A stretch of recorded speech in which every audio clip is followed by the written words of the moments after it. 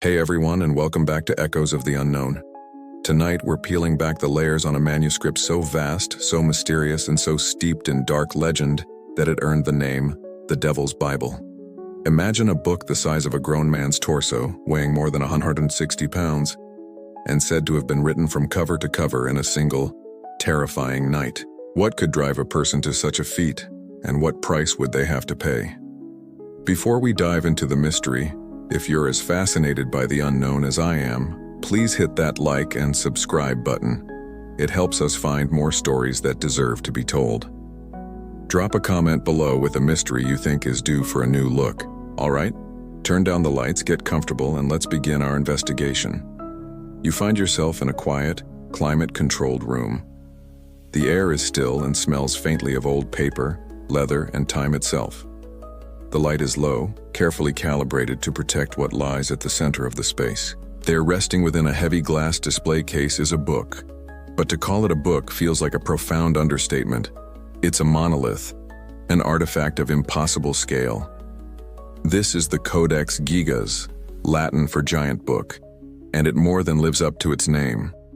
You approach the case, your footsteps silent on the polished floor. The object before you is colossal. It stands 3 feet tall and is nearly 20 inches wide. Its original wooden covers, bound in worn leather with ornate metal guards and fittings, are thick and imposing. You can see the deep scores and imperfections in the leather, the history of centuries etched into its surface. This is not a prop from a fantasy film. It is a very real, very solid object that has survived wars, fires, and the slow decay of 800 years. You learn that it weighs 165 pounds, a 2-man lift at minimum.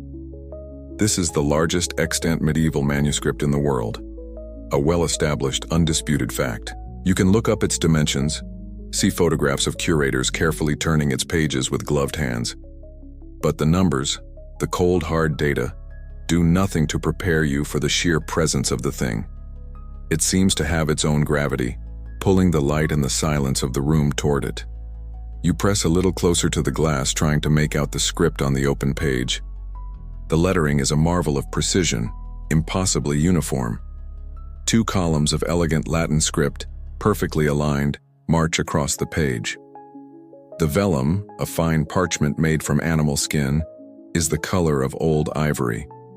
Even from this distance, you can appreciate the artistry, the sheer mind-numbing labor that went into every single character. You're told it contains the entire Latin Vulgate Bible, alongside a collection of other crucial historical and medical texts. It is, in essence, an entire library condensed into one titanic volume. But as you stand there, a question begins to form in your mind, a nagging sense of disbelief. Who could have made this? And more importantly, why? The resources alone are staggering. The artistry is masterful. The physical endurance required is beyond comprehension, and this is where the quiet reverence of the museum gives way to a much darker, more unsettling narrative. Because the story of the Codex Gigas is not one of pious devotion celebrated by the Church. It's a legend whispered in the shadows, a tale of a pact made at the darkest hour of a man's life. The legend states this entire volume, all 620 remaining pages, every word, every illustration, every ornate capital letter, was created by a single monk in a single night. You let that sink in. Not a team of scribes in a well-funded scriptorium working for decades, but one man, between sunset and sunrise. It's an impossible claim, an affront to logic, and yet, the legend has clung to this book for centuries, as tightly as the leather clings to its wooden boards. It is the shadow that the giant book casts, a shadow that stretches all the way back to a small, forgotten monastery in 13th century Bohemia. You look at the book again, trying to see past the historical artifact and glimpse the object of the legend. And as you do, you begin to notice something else, something intangible. It's a feeling that many visitors, even the most hardened skeptics, have reported. It's a sense of weight in the air, a watchfulness. This is, of course, purely anecdotal, a fringe observation you won't find in any official museum guide. But the book feels heavy, not just in pounds, but in spirit, as if the desperation and the terror of its alleged creation are still trapped within the vellum pages, a faint echo resonating through the centuries. It doesn't feel evil, not necessarily. It just feels aware. This is the central paradox of the Devil's Bible. You have a real object, a physical fact that you can see with your own eyes, and an origin story that belongs to the realm of nightmares. One must be false. And yet, for 8 centuries, they have been inseparable. The book exists. The legend persists. And somewhere in the space between the tangible and the impossible, the truth lies waiting. The official narrative tells of a dedicated Benedictine monk, a lifetime of work. But the legend tells of a man with his back against the wall, condemned to death, who in his final hours made a choice. He prayed, the story goes, but not to God. He called out to the Prince of Darkness, offering his soul in exchange for the completion of this impossible book.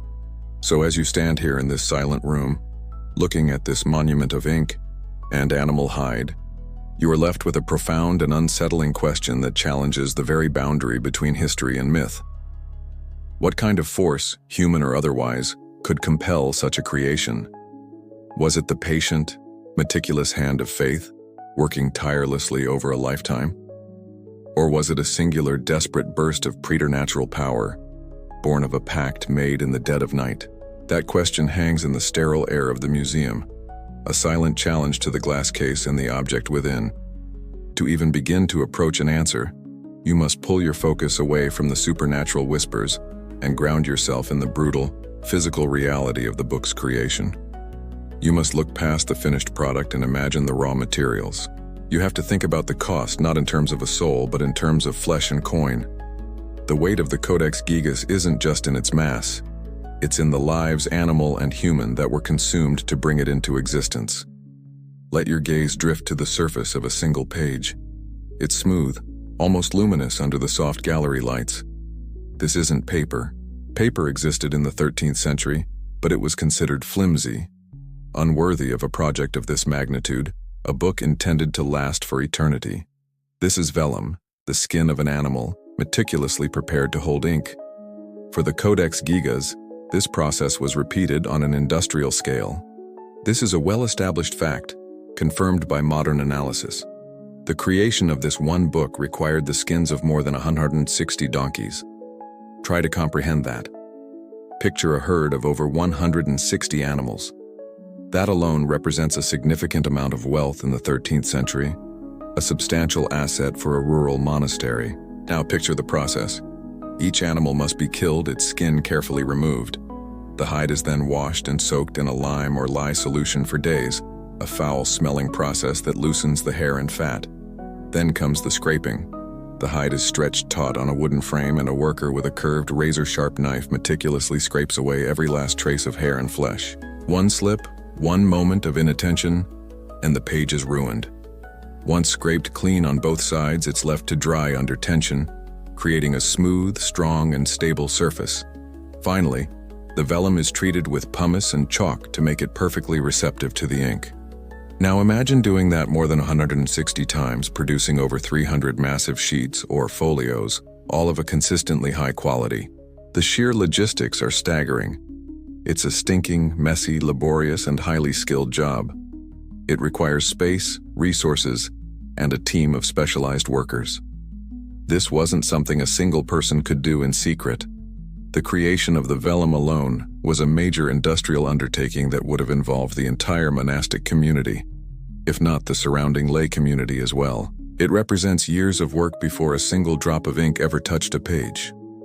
And here, in the very material of the book, you encounter a lesser-known detail that opens a strange door of inquiry. Why donkeys? The finest manuscripts of the era were typically made from the skins of calves or lambs, producing a finer, whiter vellum. The choice of donkey skin is unusual for such a high-status project. From a practical standpoint, perhaps donkeys were simply what the monastery had in abundance. But in a medieval world saturated with symbolism, it's hard to believe the choice was purely practical.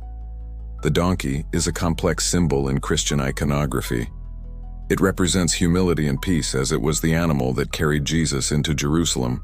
Yet in older pre-Christian folklore, and even in some corners of medieval thought, the donkey could be associated with stubbornness, lewdness, or even the devil himself, a braying, foolish creature of the lower world. Could the choice of this specific animal skin be a hidden message?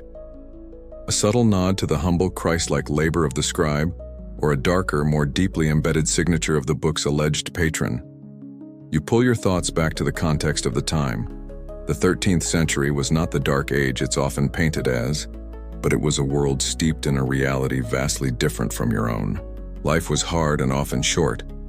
The line between the natural and the supernatural was porous, practically non-existent. God and the devil were not abstract concepts. They were active, potent forces that intervened in daily life. Miracles were documented. Demonic possession was a real and terrifying diagnosis. In the secluded world of a monastery, this spiritual reality was magnified. These were communities dedicated to fighting a spiritual war, with prayer and ink as their primary weapons. Books were fortresses of knowledge and faith, bulwarks against the chaos and ignorance of the outside world. Creating a book like the Codex Gigas was an act of profound spiritual significance. It was a statement. It was the monastery of Podlazhets declaring its piety, its wealth, and its intellectual power. It was an offering to God, a treasure meant to honor him. And treasures cost money. The vellum was just the beginning. Think of the ink, gallons of it, made from crushed oak galls and iron salts. Think of the pigments for the illuminations, the brilliant reds, blues, and golds ground from rare minerals, insects, and precious metals, imported at great expense. This book would have cost a fortune, enough to potentially bankrupt the small monastery that created it. This brings you to a critical, challenging question that strikes at the heart of the legend. The story tells of a single condemned monk, creating this as a desperate act of penance or as part of a demonic bargain. But could a disgraced prisoner, awaiting a horrific death, command such resources? Could he requisition the skins of 160 donkeys and the labor of an entire community? It seems utterly implausible. The physical and economic evidence screams that this was a sanctioned, high-priority, lavishly funded project that took years, if not decades, of the monastery's focus and wealth. If the book was an official, celebrated project of the monastery, a source of immense pride and piety, then why did this dark legend of a pact with the devil attach itself to it so completely? Why would anyone attribute their holy, crowning achievement, their life's work, to the ultimate source of sin and corruption? That is the question that transforms the Codex Gigas from a historical curiosity into a genuine enigma. Why would a community's holy work become eternally branded with a satanic legend? To understand, you have to let the sterile, scientific atmosphere of the modern museum fall away. You have to allow yourself to step out of the present and into the past, not as a historian, but as a participant. You must place yourself inside the legend. Imagine you are in Bohemia, in the early years of the 13th century. The world is lit by fire and faith, and the shadows are deep and filled with ancient fears. You are in a cell, deep within the stone heart of the Benedictine monastery at Podlazhets. The air is cold, heavy with the smell of damp earth and regret. A single candle flame throws long, dancing shadows against the rough-hewn walls. There is no comfort here. Through a small, high slit of a window, you can see the last vestiges of daylight fading from the sky, the world turning a deep, bruised purple. For you, this is the last sunset you will ever see. You are a monk. You have taken sacred vows of poverty, chastity, and obedience, and you have broken one of them. The specifics of your crime are lost to history, faded into the same obscurity as the monastery itself. But in this moment, the reason for your fall from grace doesn't matter. What matters is the consequence. Your brothers, the men you have lived and prayed with for years, have passed their judgment. Your sin is too great, your betrayal of their trust too deep to be forgiven by ordinary penance. You are to be immured, walled up alive. You can almost feel the stones being placed, one by one, sealing the doorway to your cell. You can imagine the darkness closing in, the air growing thin and stale, It is a death of unimaginable terror, a slow, suffocating descent into madness and starvation, alone in a stone box of your own making. In the face of this, your mind fractures. Pride and terror wage war within you. You cannot accept this fate. In a final, desperate appeal to your abbot, you make an audacious vow. You will not let your legacy be one of shame. You will, in exchange for your life, create a book of unparalleled magnificence. It will contain the entire Bible and more, all the knowledge of the world gathered into one volume. It will bring such glory and renown to the monastery that your sin will be forgotten. The abbot, perhaps out of pity, perhaps out of a grim sense of irony, agrees to your impossible boast, but with a condition. Your atonement must be swift. You have one night. From this dusk until the first rays of dawn, you must complete this monumental task. If, when the sun rises, the book is finished, your life will be spared. The heavy door to your cell clangs shut. You are left alone with a mountain of blank vellum, pots of ink, and your own foolish pride. For hours you work. Your quill scratches against the vellum, a tiny, lonely sound in the crushing silence. But with each passing hour, as the moon climbs high into the night sky, the scale of your task becomes a physical weight, pressing down on you, suffocating you more surely than any stone wall. You have barely completed a few pages. Midnight approaches, the hour when the veil between worlds is at its thinnest. You are a broken man. Your pride has failed you. Your God, it seems, has abandoned you. And so, you do the unthinkable. You, a man of God, turn your back on heaven and call out to its eternal adversary. You offer a prayer not to the light, but to the darkness. You summon the fallen angel Lucifer, the prince of pride, and you make him a bargain. Your immortal soul in exchange for his power. His help to complete this impossible book. The candle flame sputters and the shadows in your cell coalesce. A presence fills the room, ancient and cold. A deal is struck. By sunrise, the book will be complete. Your life will be spared. But the devil, a being of ultimate vanity, has a condition of his own. This is a detail often lost in simpler retellings of the tale, a fringe theory that adds a layer of contractual horror to the legend. He doesn't just want your soul, he wants credit. He demands that you include a full-page portrait of him within the book, a permanent testament to his contribution, his signature on the infernal contract. In your terror and desperation, you agree. The rest of the night is a blur of unnatural energy. The quill flies across the page, no longer guided by your hand, but by a force you cannot comprehend.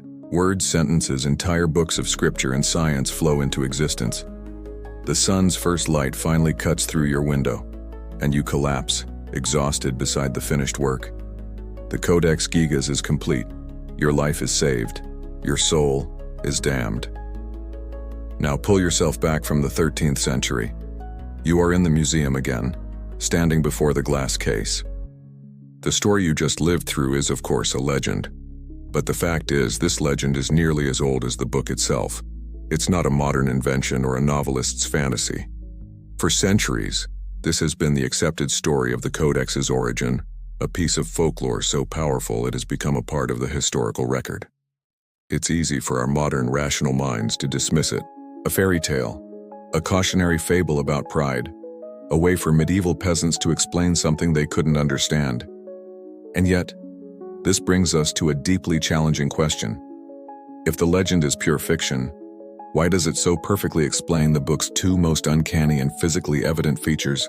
It accounts for the book's impossibly encyclopedic ambition, the desire to contain all knowledge, as the kind of grandiose promise only a desperate man would make. And more unnervingly, as you'll soon see, it provides a chillingly perfect explanation for the one thing that has baffled experts for centuries, the single, inhumanly consistent hand that wrote it all. The story of the pact is compelling. It provides a neat, albeit terrifying, solution to the puzzle of the Codex Gigas. But it's a narrative born from fear and superstition. So you pull back, stepping into the shoes of a historian, looking for a kernel of verifiable truth, a human name buried beneath the layers of myth. You begin to search the historical record for the man at the center of the storm, the monk who held the quill. and in the dusty archives you find him. A name tied to the book, not by demonic legend, but by a simple, clerical entry. Hermann. The name comes from the records of the Podlagice monastery itself. Specifically, a short note included in the manuscript speaks of the monastery's founding and its possessions. But the most crucial clue comes from a necrology, a list of the community's dead, where an entry from the early 13th century stands out. It commemorates a man named Hermannus Monachus Inclusus. This is our one solid link, our established historical fact. Breaking down the Latin, it translates to Hermann the monk, the enclosed one, or more commonly Hermann the recluse. Suddenly, the faceless monk of the legend has a name, Hermann. But it's the second part of his name that truly deepens the mystery, Inclusus, the recluse. To our modern ears, being a recluse might conjure images of a grumpy hermit, someone who simply dislikes company and lives alone in the woods. But in the 13th century, being an inclusus was something far more formal, far more extreme. It was a recognized and highly respected spiritual calling, a path of ultimate devotion. It was a living death. A monk who chose this path would voluntarily be sealed away in a small room or cell for the rest of his life. This cell was often attached to the monastery or a local church. The ritual of enclosure was, in fact, a funeral. The monk would lie on a bier as the priests performed the office of the dead over him. He would be given his last rites, his final communion. He was, for all intents and purposes, dying to the world. Then he would be led to his cell, a space perhaps no larger than a modern walk-in closet. He would step inside, and the doorway would be sealed, sometimes with planks of wood, but often with bricks and mortar by a stonemason. He was now entombed. His only connection to the outside world would be a small, slitted window, often called a squint, that looked towards the church altar, allowing him to observe the Mass. A second, smaller opening would be used to pass in meager amounts of food and water, and for him to pass out waste. He would never again feel the sun on his face, never again walk in a field, never again have a normal conversation. His life would be a constant, unbroken cycle of prayer, meditation, and, if he was literate, work. He was buried alive, but for the glory of God. Now you stand at a fascinating crossroads where history and legend seem to touch. Remember the monk's punishment in the legend? To be immured, walled up alive for his sins. And here in the historical record, you find Hermann the Inclusus, Hermann, the walled-up one. This is where a lesser-known and frankly chilling theory begins to take shape. What if the legend isn't a complete fabrication, but a dark misinterpretation of this very real practice? The line between being enclosed as the ultimate act of piety and being enclosed as a horrific punishment is just a matter of perspective and a few layers of brick. Could Hermann the recluse be a euphemism? What if his enclosure wasn't entirely voluntary? Perhaps he committed a crime, not one deserving of a slow death by starvation, but one requiring a life of penance. And so he was enclosed, sentenced to live out his days in solitude, to atone for his sin through work. From the outside, over the generations, the story of a monk being walled up for a crime could easily morph. The nuance of voluntary penance could be lost, replaced by the more dramatic tale of a punishment, a desperate bargain, and a demonic intervention. The truth of a man's lifelong atonement could have become the legend of a single night of damnation. So, let's imagine this new version of the story. You are Hermann. You are sealed in your stone room. The years begin to blur into one another, marked only by the changing liturgical seasons you hear through your squint. You have nothing but time, an endless, crushing, silent ocean of time. And you have a task, to create a book, a giant book. Perhaps it is your act of penance, the great work that will absolve your sin. Perhaps it is your way of staying sane, of imposing order on the chaos of your solitude. Day after day, year after year, you work. You prepare the vellum passed through your small window. You mix your ink, you rule the lines, and you write. For 10, 20, maybe even 30 years, this book is your entire world. It is your prayer, your confession, your reason for being. Your handwriting, with no other scribe to work alongside you, with no changing fashions of script to influence you, remains perfectly, eerily consistent from the first page to the last. You are not possessed by a demon, you are possessed by a singular, all-consuming purpose. This scenario explains the physical evidence of the book far better than the legend does, but it leaves you with a profound question, one that is perhaps more unsettling than the tale of the devil. If this more historical version is true, if Herman the Recluse truly spent decades in a stone box to create this masterpiece, could this reality have been so extreme, so far beyond the bounds of normal human endurance that it was easier for later generations to believe it was the work of the devil? Which is the more incredible story, a single night of supernatural power, or a lifetime of such focused, obsessive, and solitary devotion that it mirrors a living death? Whether you envision a man possessed by a demon for one night or a man possessed by an idea for 30 years, the story of the Codex Gigas begins in the same place, with a transgression. Both the supernatural legend and the historical hypothesis of Herman the Recluse require a catalyst, a crime so severe that it demands an extraordinary outcome. The legend speaks of a broken vow, but the details are missing, leaving a crucial blank space at the heart of the narrative. To understand the book, you have to understand the sin. You must immerse yourself in the medieval psyche, where sin was not a private failing but a cosmic wound, an act of rebellion against the divine order of the universe. And in the hierarchy of damnation, one sin reigned supreme. This is a well-established theological fact of the era.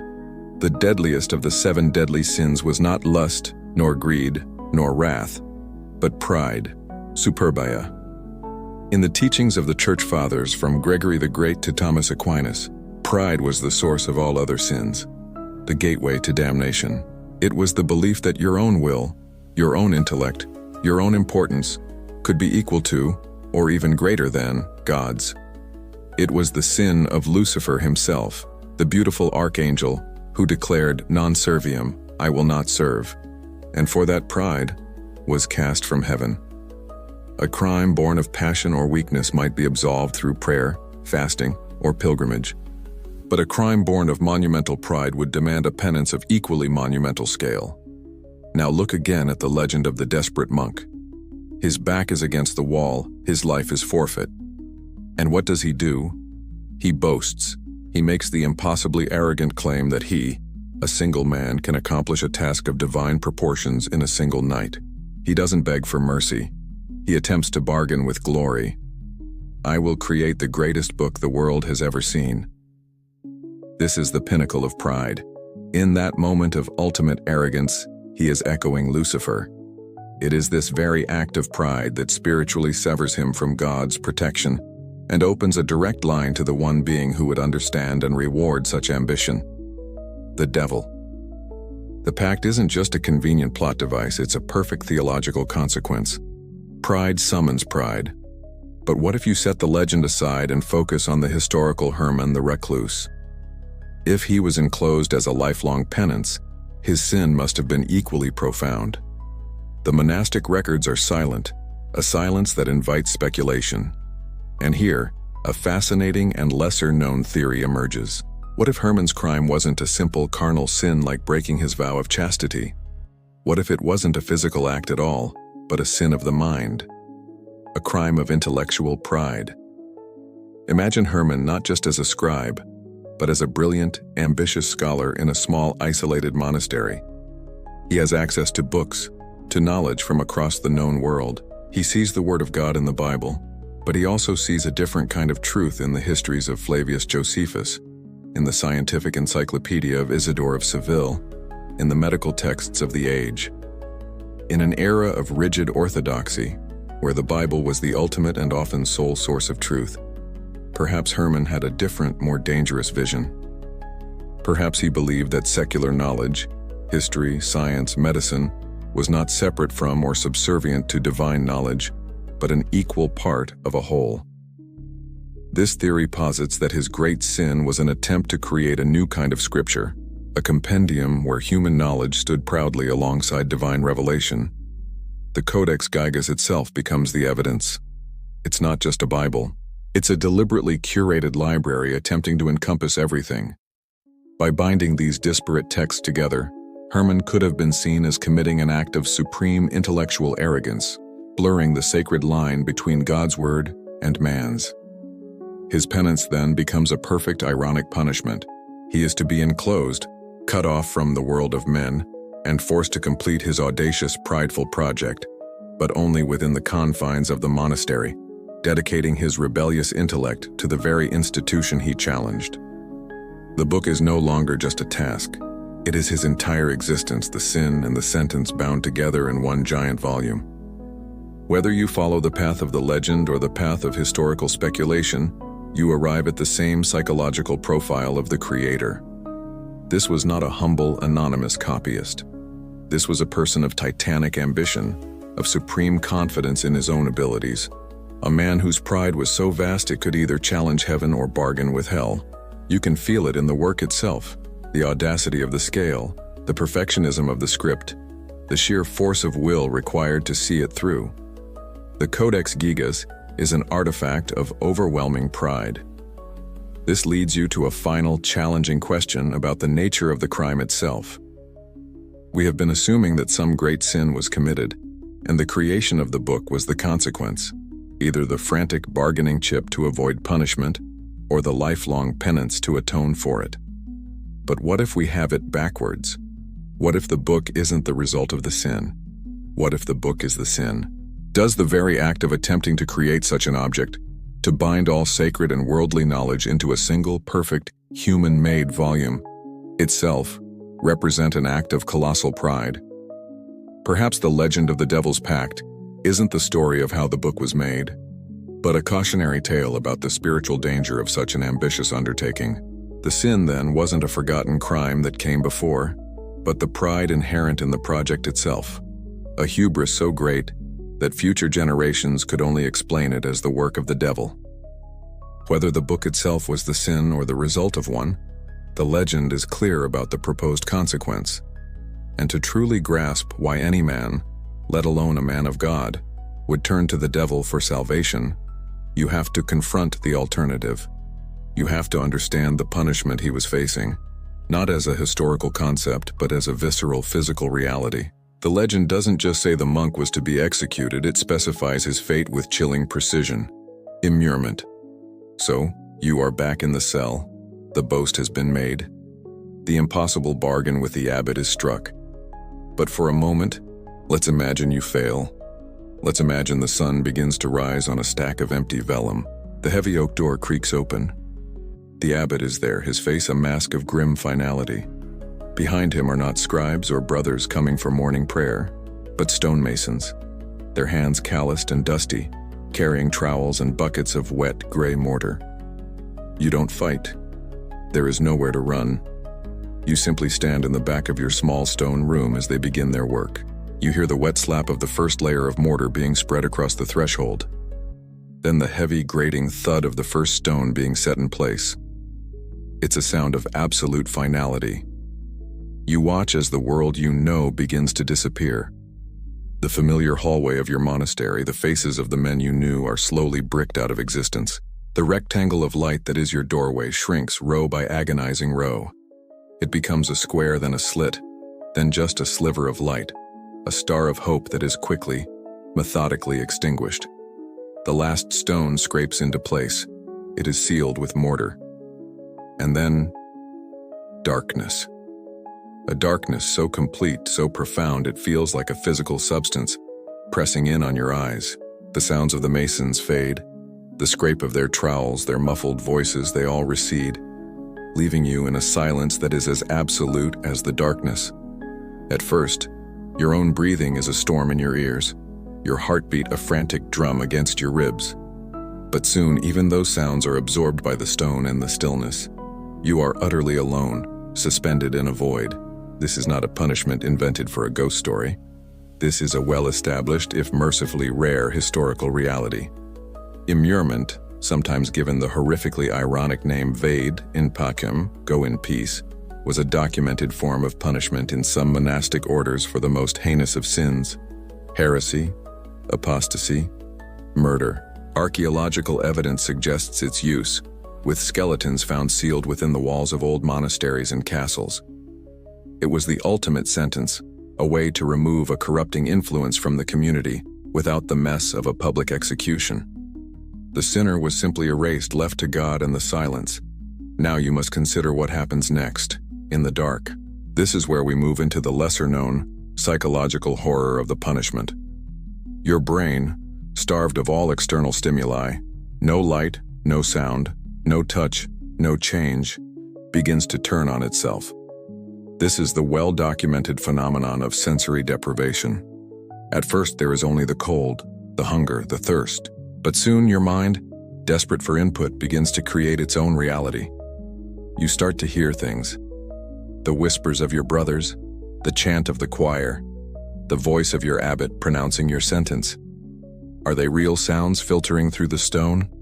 Or are they memories echoing in the chamber of your skull? You begin to see things, phosphonies, flashes of light behind your eyelids, morph into shapes, faces, terrifying figures lurking in the corners of a room that has no corners anymore.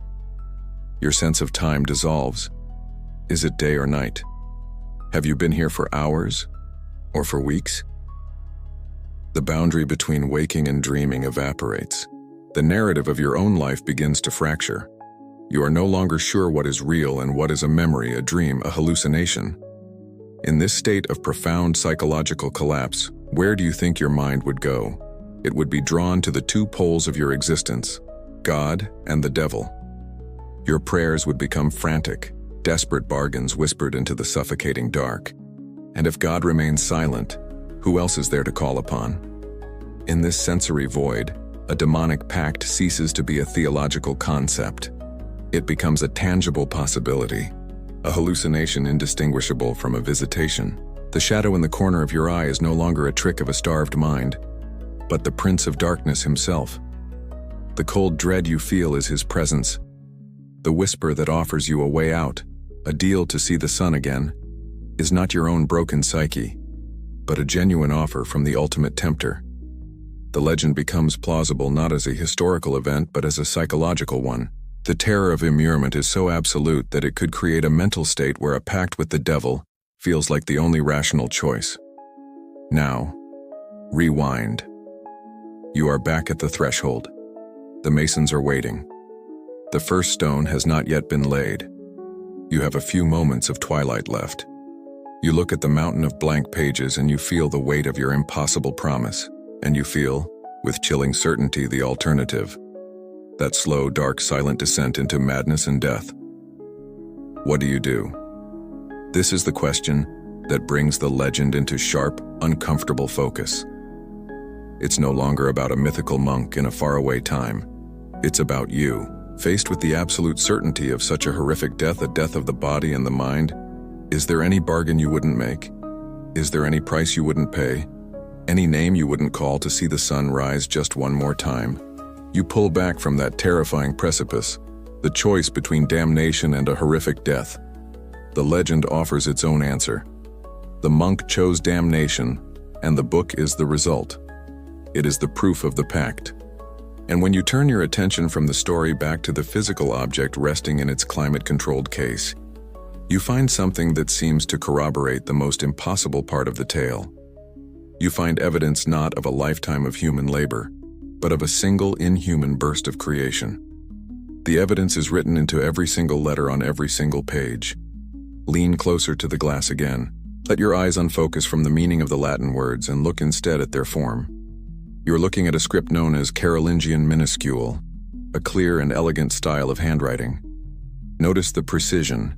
Each letter is perfectly formed. The spacing between words and lines is meticulously even. The two columns of text on each page are perfectly justified, their edges forming crisp, straight lines. It is a masterpiece of calligraphy, a testament to an artist in complete control of their craft. But the true marvel, the detail that unnerves scholars and gives fuel to the legend, is not the quality of the script, but its staggering consistency. This is where you encounter one of the most compelling and well-established facts about the Codex Gigas. Paleographers, experts in the study of ancient handwriting, have examined this manuscript for centuries.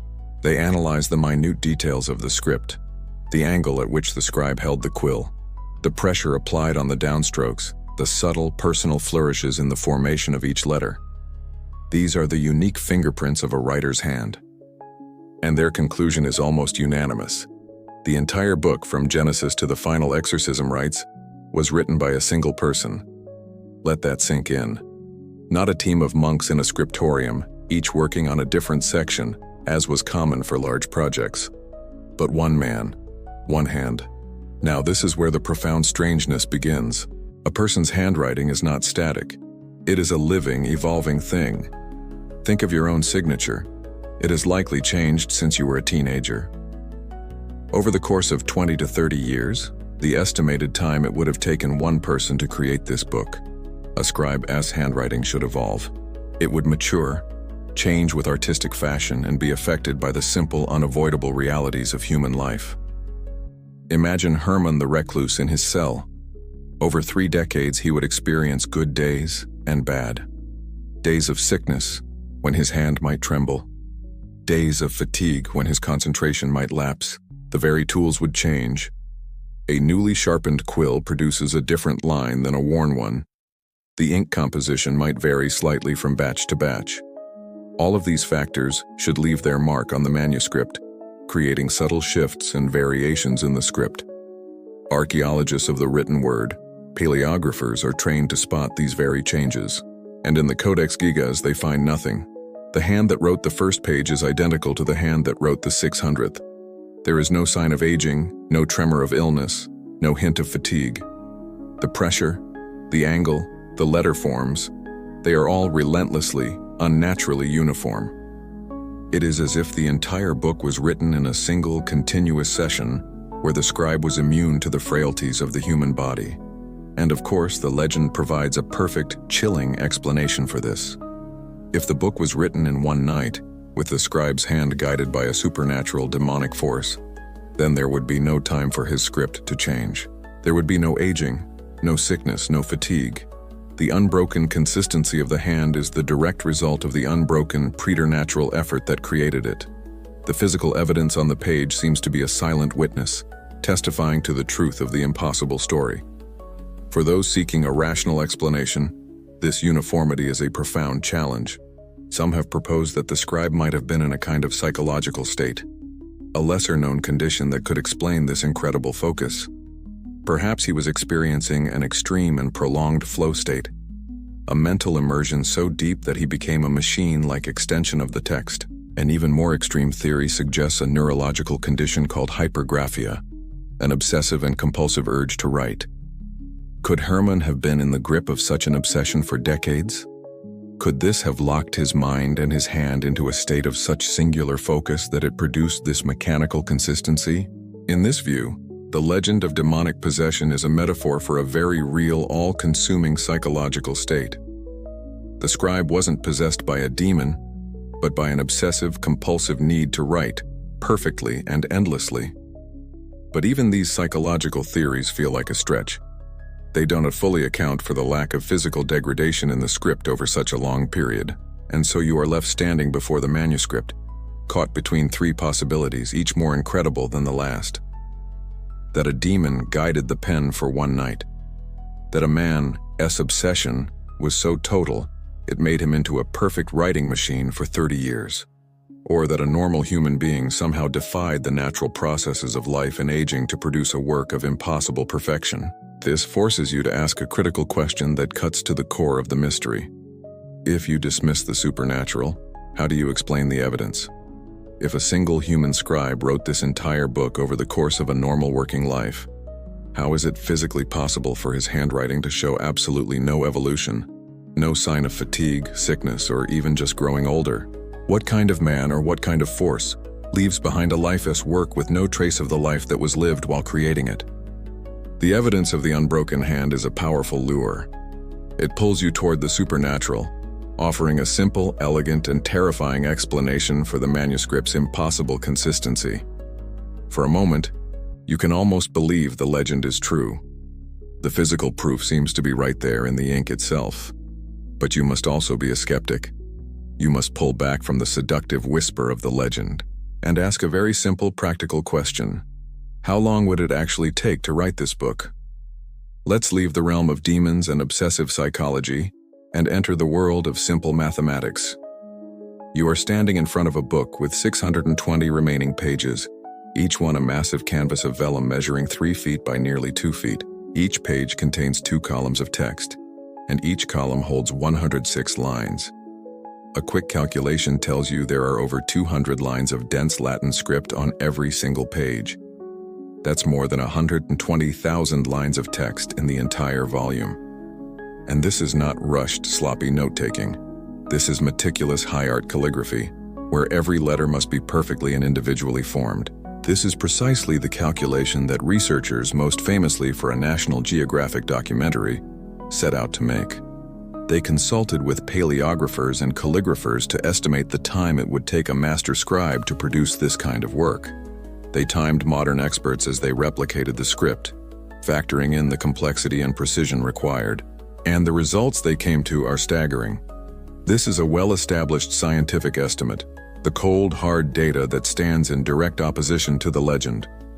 Their analysis concluded that to write the calligraphy alone, just the black text, not including the intricate multicolored capital letters or the full-page illustrations, would require a minimum of 5 years of continuous, non-stop work.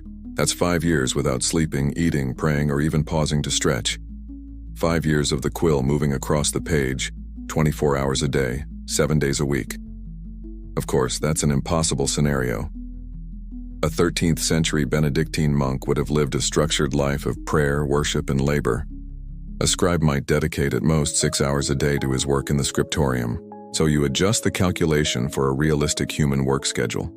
When you do, the number explodes. The 5 years of non-stop work transform into 25 to 30 years of dedicated labor, 3 decades. Now place those 2 timelines side by side. On one hand, you have the legend, 1 night, a span of perhaps 8 to 10 hours, from dusk till dawn.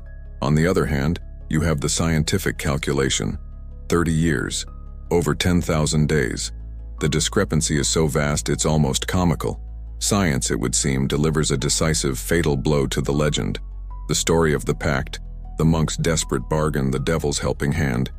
It's all physically, logistically, and biologically impossible. The book is not the product of a single night of damnation, but the life's work of a profoundly patient and dedicated human being. Case closed? Not quite. Because in solving one mystery, you have created a paradox that is arguably even deeper.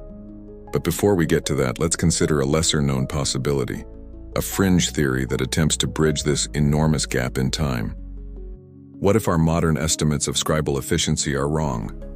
We live in an age of distraction, our focus fractured by 1,000 different inputs. Could a medieval monk, particularly an inclusus in a state of total isolation, achieve a level of concentration that is almost unimaginable to us? This theory suggests the existence of lost scribal techniques, perhaps a form of meditative trance or a breathing practice, that allowed a master to work at a speed and with an endurance that we can no longer replicate. This wouldn't be supernatural, but it would represent the absolute pinnacle of human potential, a flow state so profound and sustained that it could significantly shorten that 30-year estimate.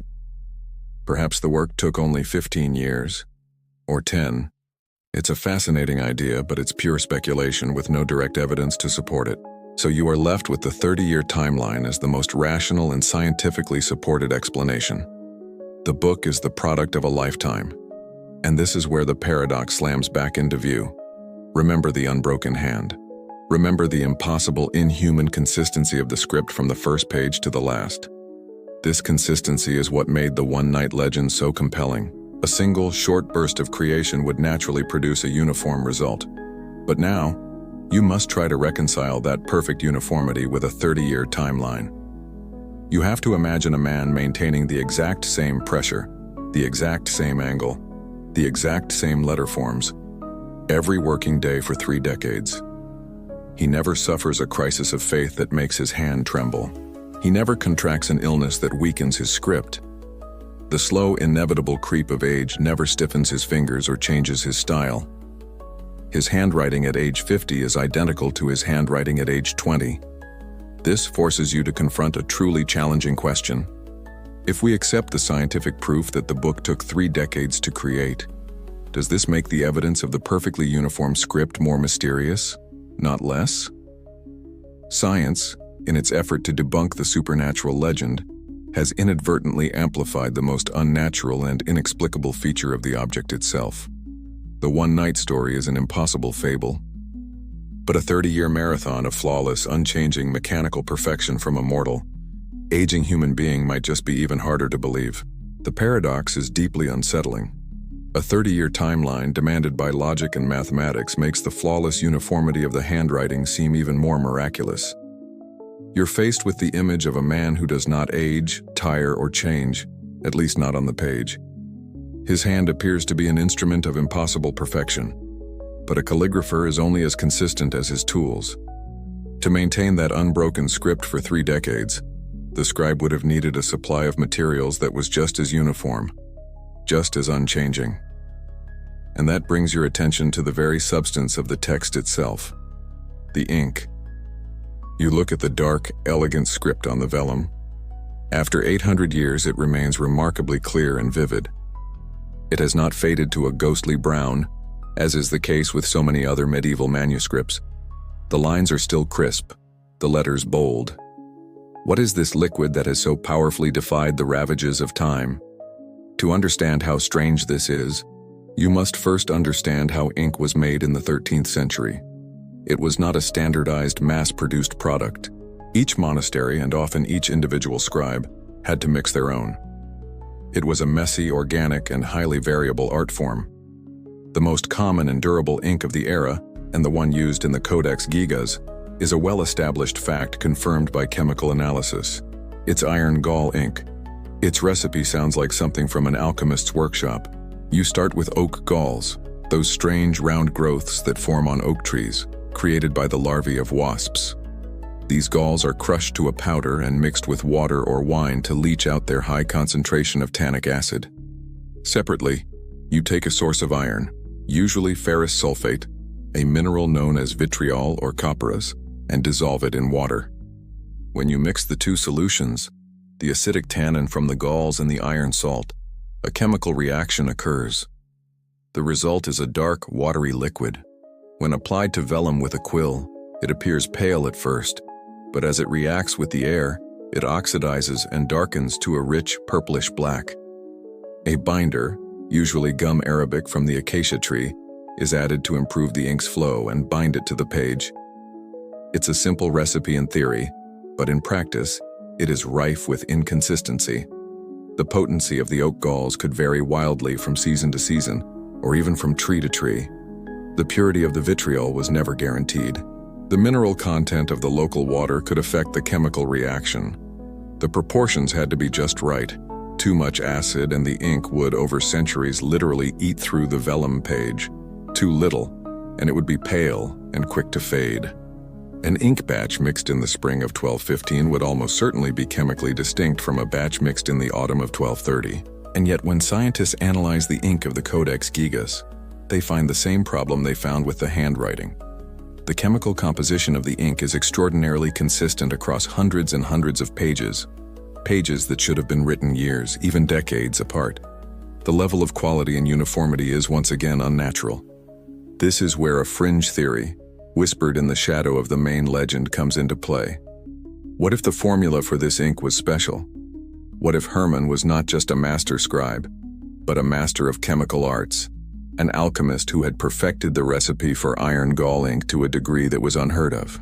Perhaps he had a secret, a precise method of sourcing and measuring his ingredients that allowed him to create perfectly identical batches time and time again. But the legend offers a much darker and simpler explanation. If you make a pact with the devil to create the world's greatest book in one night, you wouldn't be left to scrabble for ingredients. The devil's own formula would be part of the bargain.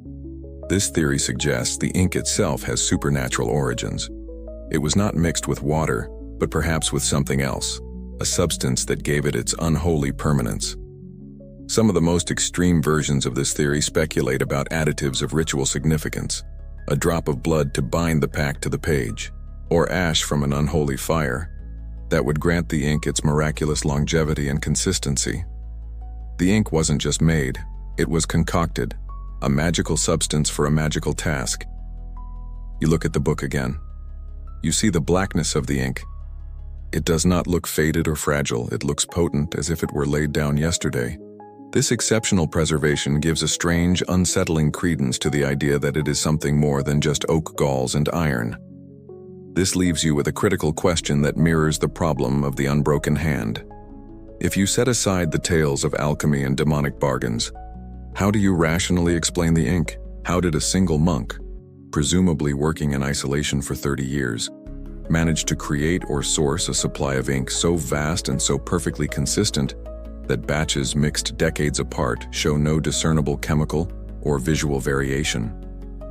Are you looking at the work of a forgotten scientific genius who perfected a lost industrial process in his monastic cell? Or is the relentless consistency of the ink, just like the relentless consistency of the script it forms, another silent testament to an unnatural, unholy power at play? The unbroken hand, the 30-year timeline, the impossibly consistent ink, each is a thread in a complex knot of logic and legend. But all of these threads, all of these questions and paradoxes, lead you to one specific place in this colossal book. It is a destination that the legend itself demands, so you imagine yourself turning the great vellum pages, moving past the Old Testament, past the histories of Josephus. The rhythmic pattern of black text on ivory parchment becomes a kind of trance. And then, the pattern shatters. You turn a page and you are no longer reading. You are being watched. You have arrived at folio 290 recto, or as it's more commonly known, page 577. And here, the whisper of the demonic pact becomes a deafening roar. Because on this page, filling the entire 3-foot canvas, is the infamous portrait of the devil. This is not a small illustration tucked into the margins. It is a deliberate, full-page confrontation. This is the established, undeniable fact at the book's heart. A medieval Bible that contains a glorious, full-sized icon of the Prince of Darkness. You stare at the image, trying to take it all in. The figure is huge, dominating the frame. He is depicted in a strange, half-squatting, half-standing pose, his body facing you directly. He is trapped, seemingly pressed between two tall, slender green towers that frame the page on either side. The background is empty, the stark yellowish void of the vellum itself. There is no landscape, no fire, no legions of demons. There is only him. Your eyes are drawn to the head. It is large and green, shaped almost like a helmet, with thick black hair. 2 long, thin, bright red horns curl upwards. His eyes are small, just simple red circles with black pupils, but they stare out with a piercing, malevolent intensity. His ears are pointed, also tipped in red, and from his grinning mouth, filled with 2 rows of small white teeth, flicks a long, forked red tongue. His arms are raised, his green, clawed hands held open as if in a gesture of display or greeting. His body is a strange combination of human and animal, covered in dark, hairy-looking strokes of ink, with long, clawed toes on his feet. It is a grotesque and bizarre figure, but it's one detail that truly catches your attention for its sheer weirdness. Around his waist, he wears a loincloth. But it's not made of sackcloth or animal hide. It is white, dotted with black tails. It is ermine fur, the traditional symbol of European royalty. And here, in this seemingly minor detail, you find a lesser-known but powerful interpretation of the portrait. This is not just a monster. The ermine fur signifies his status. You are looking at a prince. This is Lucifer, the fallen angel, depicted as the Prince of Darkness, the ruler of his own desolate kingdom. He is displaying his profane royalty. But look again at his posture, at the space he inhabits. He is confined. The 2 towers press in on him. The empty background gives no sense of a kingdom, only a cell. This isn't just a portrait. It's a depiction of imprisonment. He is powerful, yes, a prince, but he is a prince in a cage. Does this reflect the theological idea of Satan being bound and his power limited by God? Or is it something more personal? Does the devil's cell mirror the cell of Herman the recluse? Is the scribe, enclosed for his sin, creating an image of his patron, himself an eternal prisoner? The artistic style is confounding. In an age that produced truly terrifying, monstrous depictions of demons, this one is strangely clean, almost cartoonish. The lines are simple.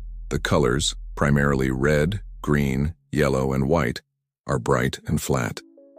There is none of the chaotic, nightmarish detail you might expect. He is not actively tormenting souls or leading an army. He is just presenting himself.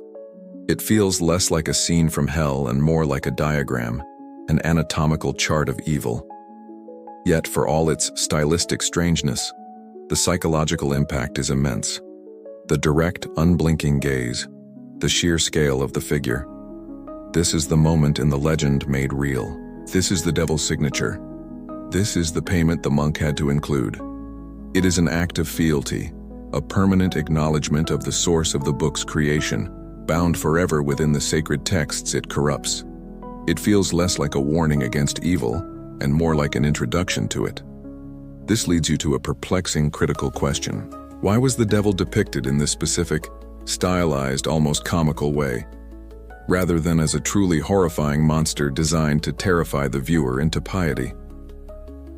Is this strange depiction an attempt to mock and diminish Satan's power, to portray him as a grotesque but ultimately contained and almost pitiable figure locked in his cell? Or does its very weirdness, its departure from the conventional images of horror, make it that much more unsettling? By stripping away the fire and the gore, the artist forces you to confront the concept of evil in its purest form. It's not a monster you're looking at, it's a monarch. And his calm, direct gaze feels less like a threat and more like a quiet, confident invitation. Your gaze is locked on the strange, squatting form of the devil, trapped in his empty cell. The portrait is magnetic, a focal point of dark energy in a book otherwise filled with holy words. It would be easy to assume this is the book's singular, profane secret, the corrupt heart of the manuscript. But you feel a pull, a need to see what lies on the other side of this vellum leaf. This is only half of a statement. With a sense of anticipation, you imagine turning the massive, heavy page. The sound it would make in the silent room, a soft, leathery whisper. As the page settles, a new image is revealed, and the air in the room seems to change. The oppressive, watchful feeling from the devil's portrait dissolves, replaced by a sense of serene, geometric awe. Before you now on the facing page is another full-page illustration, but this one is the perfect antithesis of the other. It is the heavenly city. This is the second half of the diptych, a well-established and deliberate pairing that forms the theological and artistic centerpiece of the entire Codex Gigas. Where the devil's page was a void inhabited by a single chaotic being, this page is a symphony of order, structure, and divine harmony. There is no central figure. Instead, you are looking at a celestial fortress, a beautiful and complex architectural vision. Your eyes trace the clean, confident lines. The city is depicted as a series of towers and walls, built one behind the other, creating a sense of infinite layered depth. The colors are the same as those in the devil's portrait, reds, blues, greens, yellows. But here they are used to create a feeling of peace and stability, not jarring chaos. Red roofs cap slender white towers that reach toward the top of the page. Intricate patterns, like jewels, are embedded in the walls. Everything is balanced, symmetrical, and perfect. It is a visual representation of divine reason, a city built by the mind of God. It is meant to inspire awe, to be a symbol of the ultimate paradise, the reward for a life of faith. But as you study the details, you begin to notice some strange, lesser-known features about this celestial architecture. The style is not uniform. You can see elements of both the rounded arches of Romanesque design and the pointed spires of the emerging Gothic style. It's not a real place, but an idealized concept of city. Even more curiously, there are no living beings depicted. No angels on the ramparts, no saints in the courtyards, no image of God enthroned. It is an empty, perfect city waiting for the souls of the righteous. And then you notice the most striking detail of all. There are no gates. There is no visible entrance or exit to this magnificent city. The walls are unbroken. The perimeter is completely sealed. The heavenly city is presented as an utterly impenetrable fortress. What could this mean? Is it a symbol of the absolute security of heaven? A place from which evil is permanently barred and the saved can never be lost? Or does it represent something more complex? Is it an image of a perfection so absolute that it is inaccessible from the corrupt world below? It is not an invitation, but a declaration of a separate, sealed-off reality. Now imagine the book lying open before you. On your left, the perfect, silent, impenetrable city of God. On your right, the grinning, captive, and solitary Prince of Darkness. This is not an accident. This is a profound theological statement. The scribe, Hermann, has placed these two images in direct confrontational dialogue. He has opened the book to the central choice of the human condition as understood by medieval Christianity. On one side is salvation, order, and divine reason. On the other is damnation, chaos, and profane pride. It is a visual sermon, a stark and wordless map of the two paths a soul can take. The presence of the heavenly city complicates any simple reading of the Codex as a devil's Bible. A book made purely in tribute to Satan would have no need for such a glorious and orthodox depiction of heaven. This diptych is the work of a mind steeped in theology, a man grappling with the most profound questions of his faith. It argues for Hermann being a serious, if troubled, theologian, not just a terrified sinner making a deal. The book is not simply evil, it is about the choice between good and evil. But this brings you to a critical and challenging question about the artist's ultimate intention. What is the true effect of this pairing? Does the beautiful, orderly, and holy image of the heavenly city cancel out the profane image of the devil next to it? Does it redeem the book, sanctifying its dark heart and framing it as a complete theological work? Or does it achieve the opposite? Does the serene perfection of heaven, sitting right there next to the leering face of the devil, actually make the choice more vivid, more immediate, and more terrifying? Is this diptych a calm philosophical meditation on good and evil, or is it the raw visual depiction of the bargain itself? The beautiful paradise the monk has forfeited forever sealed off from him, and the grinning face of the entity to whom he now owes his soul? That question of intent, of the ultimate message behind the heavenly city and the devil's portrait, hangs over the entire manuscript. For a moment, let's allow the serene vision of the celestial fortress to fade from your mind. Let's focus entirely on the image that gives this book its infamous name. You are looking at the devil again, at his strange royal loincloth and his direct, unnerving gaze. Why is he here? What is his purpose? Standing in the 21st century, it seems like an act of pure blasphemy to include such an image in a Bible. But to understand it, you must again try to look through 13th century eyes. The most straightforward academic explanation is that the portrait serves as a warning. This interpretation is grounded in a well-established and easily observable fact of medieval art. Images of the devil, demons, and the tortures of hell were everywhere in the Middle Ages, and they served a clear and vital purpose. Imagine you are an illiterate peasant in 13th century Bohemia. You cannot read the Bible. Your understanding of theology comes from the priest's sermons and from the art that surrounds you. As you approach the great stone entrance to your local cathedral, you pass under a massive carving of the Last Judgment. On one side, you see Christ in glory, welcoming the righteous into paradise. On the other, you see a terrifying tableau of the damned being prodded by grotesque demons into the fiery mouth of hell. This art was not subtle. It was a visual sermon, a powerful and terrifying tool of religious instruction, a constant reminder of the spiritual war being waged for your soul, and the eternal consequences of sin. Its purpose was to frighten you into piety. Be good, the images screamed, or this will be your fate. Seen in this light, the devil's portrait in the Codex Gigas could be interpreted as a more scholarly version of the same thing. It is a know your enemy diagram for the monastic community. It is a stark reminder, placed at the very center of the holy text, of the adversary against whom all their prayers and rituals are directed. It is a warning against the temptation of pride, the very sin embodied by the figure on the page. This is a neat and logical explanation.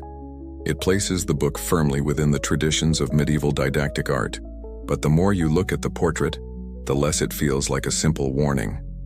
For one, its sheer scale and prominence are extraordinary. This is not a small, cautionary image in the margins. It is a full-page icon given a place of immense honor. Furthermore, as we've noted, the style is not particularly terrifying. It does not depict the consequences of sin, only the author of it. It feels less like a threat and more like a formal presentation. This brings you to a much darker, more subversive interpretation, a fringe theory that sees the portrait not as a warning, but as a trophy. To understand this, you need to know about a religious practice called the ex voto. An ex voto is a votive offering, a gift placed in a church or at a shrine in gratitude for a miracle or an answered prayer. A sailor who survives a deadly storm might commission a small painting of the event and hang it by the altar of his patron saint. A person cured of a deadly illness might leave a small silver model of the afflicted body part. It is a public thank you note to the divine. Now consider this chilling possibility. What if the portrait of the devil is a blasphemous inverted ex voto? The logic of the legend fits this perfectly. The monk is in a hopeless situation, facing certain, horrific death. In his desperation, he makes a prayer not to a saint but to the devil. His prayer is answered. The impossible book is completed overnight, and his life is spared. What then does he owe his dark patron? A thank you, an offering, a public acknowledgement of the source of his salvation. The portrait becomes that offering. It is a monument to the answered prayer, a tribute to the entity who held up his end of the bargain. Under this interpretation, every detail of the portrait becomes a celebration, not a warning. The ermine loincloth is a gesture of respect to a profane king. The direct gaze is a look of understanding between the artist and his patron. The raised hands are not a gesture of menace, but of presentation, as if to say, "Behold the source of this great work." The portrait is a boast. It is the scribe's signature, a bold and terrifying declaration that his genius, his power to create this masterpiece, came directly from the abyss. You are left with two completely irreconcilable interpretations of the same image. Is it a warning or a trophy? A public sermon or a private blasphemous confession? An orthodox warning against the ultimate evil? Or a grateful tribute to a dark benefactor? The entire spiritual alignment of the Codex Gigas hinges on the answer. This forces you to ask a critical question that challenges the simple, orthodox explanation. If this portrait were truly intended as just a warning, a standard medieval teaching tool, why would the scribe afford it such a glorious, prominent, and resource-intensive full-page treatment? In the hierarchy of manuscript illumination, this kind of honor, an entire page, a formal, isolated portrait, was a status symbol typically reserved for the most sacred of subjects, the four evangelists, the Virgin Mary, or Christ himself in majesty. Why would a pious monk give the enemy of God the same artistic reverence as God's greatest servants? Does that act in and of itself elevate the devil to a status of honor, making the portrait feel far less like a warning and much more like a tribute? The debate over the devil's portrait, is it a warning or a trophy, could rage on endlessly. Its ambiguity is a source of its power. But to fixate on that single spectacular page, or even the diptych it forms with the heavenly city, is to risk missing the true and staggering scope of the scribe's ambition. The book's nickname, The Devil's Bible, is a dramatic and memorable one, but it is also profoundly misleading. To truly understand the mind that created this object, you have to look beyond the Gospels, beyond even the infernal portrait. You have to recognize that this is not merely a Bible. It is a library. You imagine stepping back from the open display case, taking in the entirety of the volume. You know it contains the complete Old and New Testaments in the Latin Vulgate translation. For a 13th century monastery, producing a complete Bible of this size and quality would, on its own, be a life's work and a crowning achievement. It is the solid, pious foundation upon which the entire codex is built. But it is only the foundation. The scribe, our mysterious Herman, did not stop there. He constructed an entire intellectual cathedral around the Holy Scripture, and it is in these other secular wings of his cathedral that you find the true measure of his vision. This is a well-established fact, a simple matter of cataloging its contents. Bound within the same leather and wood covers, you will find a curated collection of what the 13th century considered essential knowledge. Following the Old Testament, the scribe included the complete works of a 1st century writer named Flavius Josephus. Josephus was a Romano-Jewish historian. not a Christian saint. His two masterpieces are here: Antiquities of the Jews, which tells the entire history of the Jewish people from creation up to the 1st century, and The Jewish War, a detailed eyewitness account of the Jewish rebellion against the Roman Empire. Including these was an incredible choice. The scribe is providing not just the sacred history from the Bible, but a parallel secular history of the same people from an outside perspective. And then, perhaps most astonishingly, the Codex contains the Etymologiae of Isidore of Seville. You may not have heard of it, but in the Middle Ages this was one of the most important books in existence.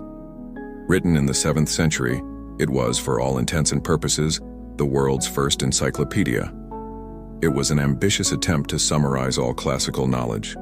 Its 20 books cover everything: mathematics, music, astronomy, medicine, law, rhetoric, God and angels, monsters, animals, geography, architecture, clothing, and food. It was the Google of the medieval world, a repository of information on every conceivable subject. And the Codex Gigas contains the entire thing. The collection doesn't even end there. It also includes important medical texts, most notably the Ars Medicinae, the Art of Medicine, a standard medical textbook of the era. It contains a calendar, a list of the saints, and a necrology of the local monastery's dead. And tellingly, it contains the Chronica Bohemorum, a 12th century history of the scribe's own homeland, Bohemia. Now you must consider what this collection represents.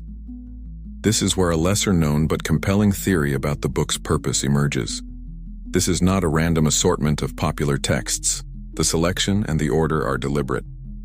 It appears to be a structured, comprehensive curriculum, a single-volume guide to understanding the universe from a 13th century perspective. Think of the intellectual journey it lays out. You begin with the creation of the world and its sacred history in the Old Testament. You then read the secular history of God's chosen people in Josephus. After that, you are presented with a complete encyclopedia of all worldly knowledge in Isidore's Etymologiae.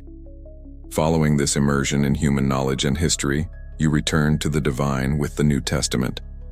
Finally, you are given practical knowledge, medicine to heal the body, and as you'll discover later, rites to heal the soul. This is a grand, unified theory of everything, an attempt to synthesize the sacred and the secular, the divine and the human, into one cohesive whole. This was a radical and profoundly ambitious intellectual project. It tells you that the scribe was no mere copyist, droning away at his task. He was a scholar of the highest order, a librarian, a historian, and a theologian, who saw a deep and meaningful connection between all forms of knowledge. This supports the idea we touched on earlier, that the sin at the heart of this story may have been one of intellectual pride. This elaborate scholarly agenda seems to be in direct conflict with the legend of the terrified monk. A man desperately trying to write a book in one night to save his skin would likely stick to the essentials, just the Bible. He would not take the time to include a massive encyclopedia and the complete works of a Jewish historian. The contents of the book suggest not a single night of frantic terror, but decades of calm, deliberate, scholarly curation. This leads you to a critical question that cuts to the heart of the scribe's motivation. Why would a monk who is supposedly creating this book as an act of penance for a grievous sin dedicate so much of his community's precious resources, the vellum of 100 donkeys, the gallons of painstakingly prepared ink, to purely secular texts? Why give the non-Christian Josephus a place of honor right alongside the prophets? Why was an encyclopedia of worldly things like rocks, animals, and pagan grammar considered an essential part of a book meant to atone for a spiritual crime? Doesn't this deliberate inclusion of worldly knowledge suggest that the scribe's ultimate goal was something far more complex, and perhaps far more arrogant, than simple piety? The scribe's grand intellectual project is breathtaking in its scope. By placing the histories of Josephus and the Encyclopedia of Isidore of Seville alongside the Bible, he created a unified vision of divine and human knowledge. It is the work of a brilliant, perhaps prideful scholar. But as you delve deeper into the table of contents past the major, celebrated works, you find sections that are stranger and more unsettling. You discover that this book is not just a library for passive learning. It contains practical instructions for wielding power, both medicinal and spiritual. It is also a compendium of secrets. You imagine yourself turning to the pages that follow the New Testament. Here, tucked away after the Gospels and Epistles, the tone of the Codex shifts. It becomes a manual, a how-to guide. You find the medical texts, a collection of the most advanced medical knowledge available in 13th century Europe. But intertwined with the practical scientific advice on herbs and humors, you find something else. You find spells. This is a well-established fact, not a fringe interpretation. The medical section of the Codex Gigas contains a series of magical charms and incantations. For the medieval mind, the line between prayer, medicine, and magic was often blurry. A prayer to a saint to heal a fever and a spoken charm to command the fever to depart were seen as two sides of the same coin. But the inclusion of explicit pre-Christian style charms pushes the book's purpose into a new realm. You can almost read the words: an incantation to be spoken over a sick person, a sequence of magical phrases intended to ease the pain of childbirth, or a ritual to find a thief. This isn't just theology, it's applied magic. And then, you come to the most chilling section of all. Following the medical spells, the scribe has included a full, detailed, and practical guide to performing exorcisms. This is not a theoretical discussion of demonic possession. It is a user's manual. It contains the complete ritual, a series of powerful and commanding prayers and injunctions designed to be spoken by a priest to cast out a possessing entity. The language is one of spiritual warfare, direct and confrontational. You can almost hear the Latin, not as a humble prayer, but as a divine command. Exi ergo, transgressor. Exi, seductor, plene omni dolo et fallacia. Go out, therefore, transgressor. Go out, seducer, full of all guile and deceit. This is a script for a direct confrontation with a demon. The inclusion of this text transforms the book from a historical artifact into a potential weapon. The same hand that so carefully copied the Psalms and the Gospels also meticulously transcribed the instructions for battling the minions of hell. The knowledge in this book is not meant to remain passively on the page, it is meant to be used. As if this weren't strange enough, you notice what the scribe has placed directly adjacent to these dangerous exorcism rites. It's a detail that is often overlooked but is deeply mysterious. Here, you find several examples of foreign and cryptic alphabets. This is a lesser-known but fascinating feature of the manuscript. He includes the Cyrillic and Glagolitic alphabets, the ancient scripts of the Slavic peoples. But there is also another, more mysterious script that some scholars have identified as a coded version of Hebrew, or possibly a variant of angelic or runic script. Why are they here? Their placement is surely not accidental. This is the fringe theory that turns the book from a mystery into a potential conspiracy. Are these alphabets simply a linguistic curiosity, a scholar's intellectual exercise? Or is their proximity to the exorcism text a clue? Are they part of the ritual itself? Perhaps certain demonic names or words of power had to be written or spoken in their original forms. Perhaps these alphabets are a key, a cipher needed to unlock a deeper meaning or a hidden, more powerful ritual concealed elsewhere in the Codex. The presence of these coded alphabets next to a guide for commanding demons feels less like a scholarly footnote and more like the work of a sorcerer providing the necessary keys to his craft. With the inclusion of these sections, the character of the Codex Gigas shifts irrevocably. It is no longer just a Bible, or even a library. It has become a toolkit, a book that contains spells to heal the body, rites to command demons, and coded alphabets that may unlock further secrets is operating on a different plane. This is where the label grimoire, a textbook of magic, begins to feel chillingly appropriate. It contains the sacred texts, yes, but it also contains the forbidden ones, the practical guides to magic and spiritual combat that would have been considered dangerous, secret knowledge. This brings you to a critical question that challenges the very classification of the book. Does the inclusion of functional magic and detailed exorcism rites, presented with the same meticulous care and reverence as the Gospel of John, transform the Codex Gigas from a holy library into something else entirely? Is it in fact a grimoire, cleverly disguised within the body of a Bible? Was this the devil's ultimate contribution to the bargain? Not just his portrait, but a user's manual for his world, a guide to wielding the powers of darkness hidden in plain sight within the very Word of God? The possibility that the Codex Gigas is a functional grimoire, a toolkit of practical magic hidden within a Bible, is a deeply unsettling thought. It suggests the book's secrets are not just for reading, but for wielding. And that raises an even more disturbing question. If this book contains such potent and dangerous knowledge, could its greatest secret be something that you can no longer see? Could the most powerful part of the Devil's Bible be the part that is missing? You are turning the pages of this immense book in your mind. You feel the weight and texture of the vellum. You see the perfect, unbroken script. The entire object is a monument to perfection and completeness. And then, you come across a flaw. Near the end of the book, after the portrait of the devil, you find a stub, a rough edge where a page should be. You look closer and see the unmistakable signs that a knife was taken to this priceless manuscript. This is not the result of accidental damage or the decay of time. It is a deliberate surgical removal. This is a stark, physical, and well-established fact about the Codex Gigas. A section of the book, believed to consist of 10 folios, is gone. That means 20 full pages of text and potentially illustrations were carefully cut out of the binding at some unknown point in the book's long history. What was on those pages? Who cut them out? And why? There are no historical records of the act, no notes in the margins, no letters from a concerned librarian. There is only the void. And into this void, centuries of speculation and fear have poured. The most dramatic and popular theory is, of course, tied directly to the demonic legend.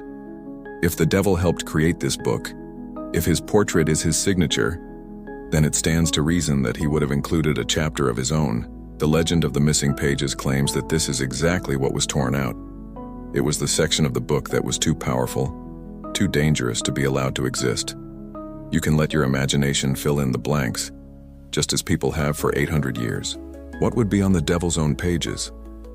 Perhaps it was a set of blasphemous prayers, a satanic rosary designed to mock and invert the holy rites of the church. A more chilling possibility is that it was a practical guide, the ultimate grimoire within the grimoire. It might have been a step-by-step instruction manual for summoning demonic entities, the very ritual the condemned monk himself must have used to make his desperate pact. Or perhaps it contained dark prophecies, a vision of the end of the world as dictated by Lucifer himself, a demonic counterpart to the Book of Revelation.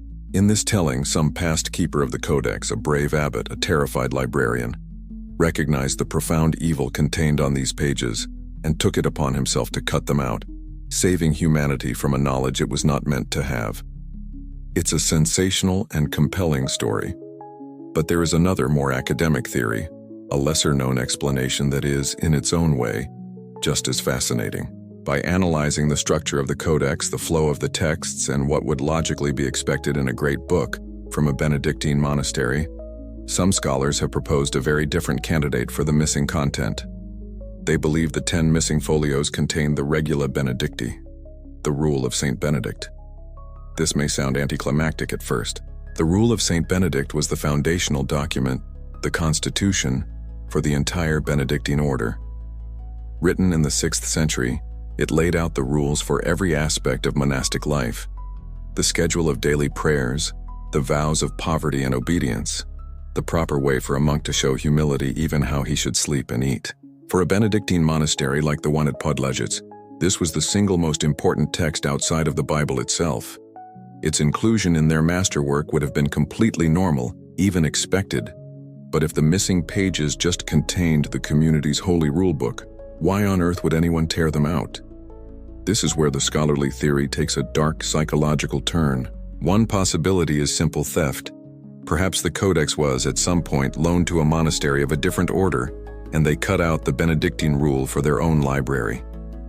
But a more compelling theory ties the removal back to the scribe himself, Herman the Recluse.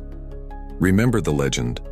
Herman was a sinner, a man who broke a sacred vow. The entire Rule of Saint Benedict is a detailed explanation of those vows. If Herman created this book as penance for shattering that rule, its inclusion would be a profound act of humility. But perhaps a later abbot, Looking at this masterpiece created from a place of sin felt the hypocrisy was too great. Removing the rule would be an act of censorship, an attempt to hide the monastery's shame. Or in an even darker reading, perhaps Hermann himself tore it out. In this scenario, the removal becomes the ultimate act of defiance. By physically excising the rule from his life's work, he would be symbolically and permanently rejecting the authority and the vows he had broken. It would be a final, shocking act of pride. So you are left with two competing narratives for this empty space in the heart of the book. One born of demonic legend, the other of historical deduction. And this presents you with a final, challenging question. Which is a more terrifying thought? That the missing pages contained the darkest secrets of the devil's pact, a guide to unleashing hell on earth? Or that they contained the sacred holy rules of monastic life, the very blueprint for a life of piety and devotion, torn out in an ultimate chilling act of rebellion, hypocrisy, or shame? The void left by the missing pages is a silent, screaming question at the heart of the Codex Gigas. It's a mystery locked within its own binding. But the book's story is not just one of internal secrets, it is also one of external journeys. For an object so immense, so seemingly permanent, it has been remarkably restless. It is a wanderer, an exile that has outlived its own creators and the very place it was born. To understand the aura of misfortune and mystery that clings to the Codex, you have to follow its path through the centuries, a journey that begins almost as soon as the ink is dry. You must transport yourself back to the rolling hills of 13th century Bohemia, in what is now the Czech Republic. Here, in a small and relatively obscure valley, stood the Benedictine monastery of Podlažice. It was not a wealthy or powerful institution. It was a quiet, provincial outpost of faith and learning. And it is here, within these long vanished walls, that the Codex Gigas was created. You can imagine it as the monastery's single defining achievement, the life's work of their brother Hermann, a source of unimaginable pride. For a time, this colossal book, this library, in a single volume, would have been the most precious object for miles around, a treasure that brought pilgrims and prestige. But if you were to go looking for the monastery at Podlažice today, you would find nothing. This is the first and most profound established fact of the book's journey. Its home is gone. The monastery was utterly destroyed during the Hussite Wars of the 15th century, a brutal religious conflict that tore Bohemia apart. It was burned to the ground, its stones scattered, its community of monks killed or dispersed. Today, only a small marker and a historical model remain where it once stood. The book's entire context, the scriptorium where it was written, the church where it was displayed, the library that housed it, the graves of the monks who created it, has been completely erased from the earth. The Codex Gigas is an orphan. It is the sole gargantuan survivor of a world that no longer exists, which only adds to its profound sense of isolation and mystique. Why was such an obscure monastery capable of producing such a world-class object? This is where a lesser-known theory about its purpose comes into play. Perhaps the book was never intended to be just a Bible for a small community. This theory suggests that the Codex Gigas was created as a deliberate statement piece, a bid for fame and relevance. It was meant to be one of the great wonders of Bohemia, a cultural treasure that would rival any other in Europe. Its gigantic size and encyclopedic scope were designed to be impressive, to put Podlažice on the map. It was an act of cultural ambition, a way for a small community to create a legacy that would last forever. In a way, they succeeded beyond their wildest dreams. The monastery is a footnote in history, but its book is world famous. If this book was their masterpiece, their claim to immortality, you would expect them to guard it jealously for centuries. But this is where the book's strange, wandering story begins. The historical record shows that the monks of Podlažice, who were apparently in chronic financial difficulty, did not keep their great treasure for long. In the late 13th century, not many decades after its creation, they sold it. Or perhaps more accurately, they pawned it to a neighboring monastery, the Cistercians at Sedlec. And so the book begins its travels. It is carried from the home of the Benedictines, the order of its birth, and given into the hands of the Cistercians, a rival order with different customs and traditions. You can imagine the immense effort of this first journey, the giant book carefully loaded onto a heavy cart, trundling a few miles down the dusty Bohemian roads to its new home. For a time, it resided at Sedlec, a place now famous for its ossuary, the chapel decorated with the bones of tens of thousands of plague victims, a suitably macabre temporary home for the Devil's Bible. But its stay there was also short. The Benedictines, it seems, had seller's remorse. A different, wealthier Benedictine monastery at Břevnov, near the great city of Prague, soon purchased the Codex back from the Cistercians, returning it to the fold of its proper order. Already within its first century of existence, the book has had 3 different homes. It is being treated not as a sacred relic, permanently tied to the place of its creation, but as a priceless, transferable asset. It is an object to be bought, sold, and coveted. This pattern of restless movement would come to define its entire history. This early part of its journey leaves you with a critical and challenging question that undermines the simple narrative of it being a source of monastic pride. If the Codex Gigas was truly the glorious crowning achievement of the Podlajic monastery, a holy book created through a lifetime of pious devotion, why would they part with it so quickly? Why was this supposedly sacred object pawned off to a rival order to cover financial debts? Does this mercenary treatment of the book hint at something deeper? Perhaps, from the very beginning, its keepers found its presence unsettling. Perhaps the dark legend of its creation was born with the book itself. And despite its immense artistic and financial value, the monks of Podlajic were secretly eager to be rid of it. That question hangs in the air, a whisper of unease from a distant past. Why would the monks of Podlajic part with their masterpiece so readily? Perhaps it was just a simple, pragmatic decision driven by debt. Or perhaps they sensed something. Perhaps they felt what later custodians of the book would come to suspect, that to own the Codex Gigas is to invite a slow, creeping shadow of misfortune into your halls. As the book begins its long journey through the monasteries of Bohemia, a disturbing pattern begins to emerge. It seems to travel with a quiet curse in its wake. Now, when you hear the word curse, your mind might leap to dramatic cinematic images, ghostly apparitions, sudden, violent deaths, bolts of lightning from a clear sky. But the curse of the Devil's Bible, if it exists, is something far more subtle and perhaps more insidious. This is a fringe theory, an observation made by connecting disparate historical events, but it suggests the book's malevolence is not one of overt attack. Instead, it seems to be a curse of entropy. It is a catalyst for decay. Institutions that take possession of the Codex seem to find themselves sliding into financial ruin, becoming embroiled in political strife, or falling victim to devastating accidents. The book doesn't strike, it unravels. You start with its birthplace. The monastery at Podlajice invests what must have been the entirety of its resources, a lifetime of labor, to create this wonder of the world. And their reward? They are immediately plunged into such dire financial straits that they are forced to sell their crowning achievement. Their moment of greatest glory is immediately followed by a desperate decline.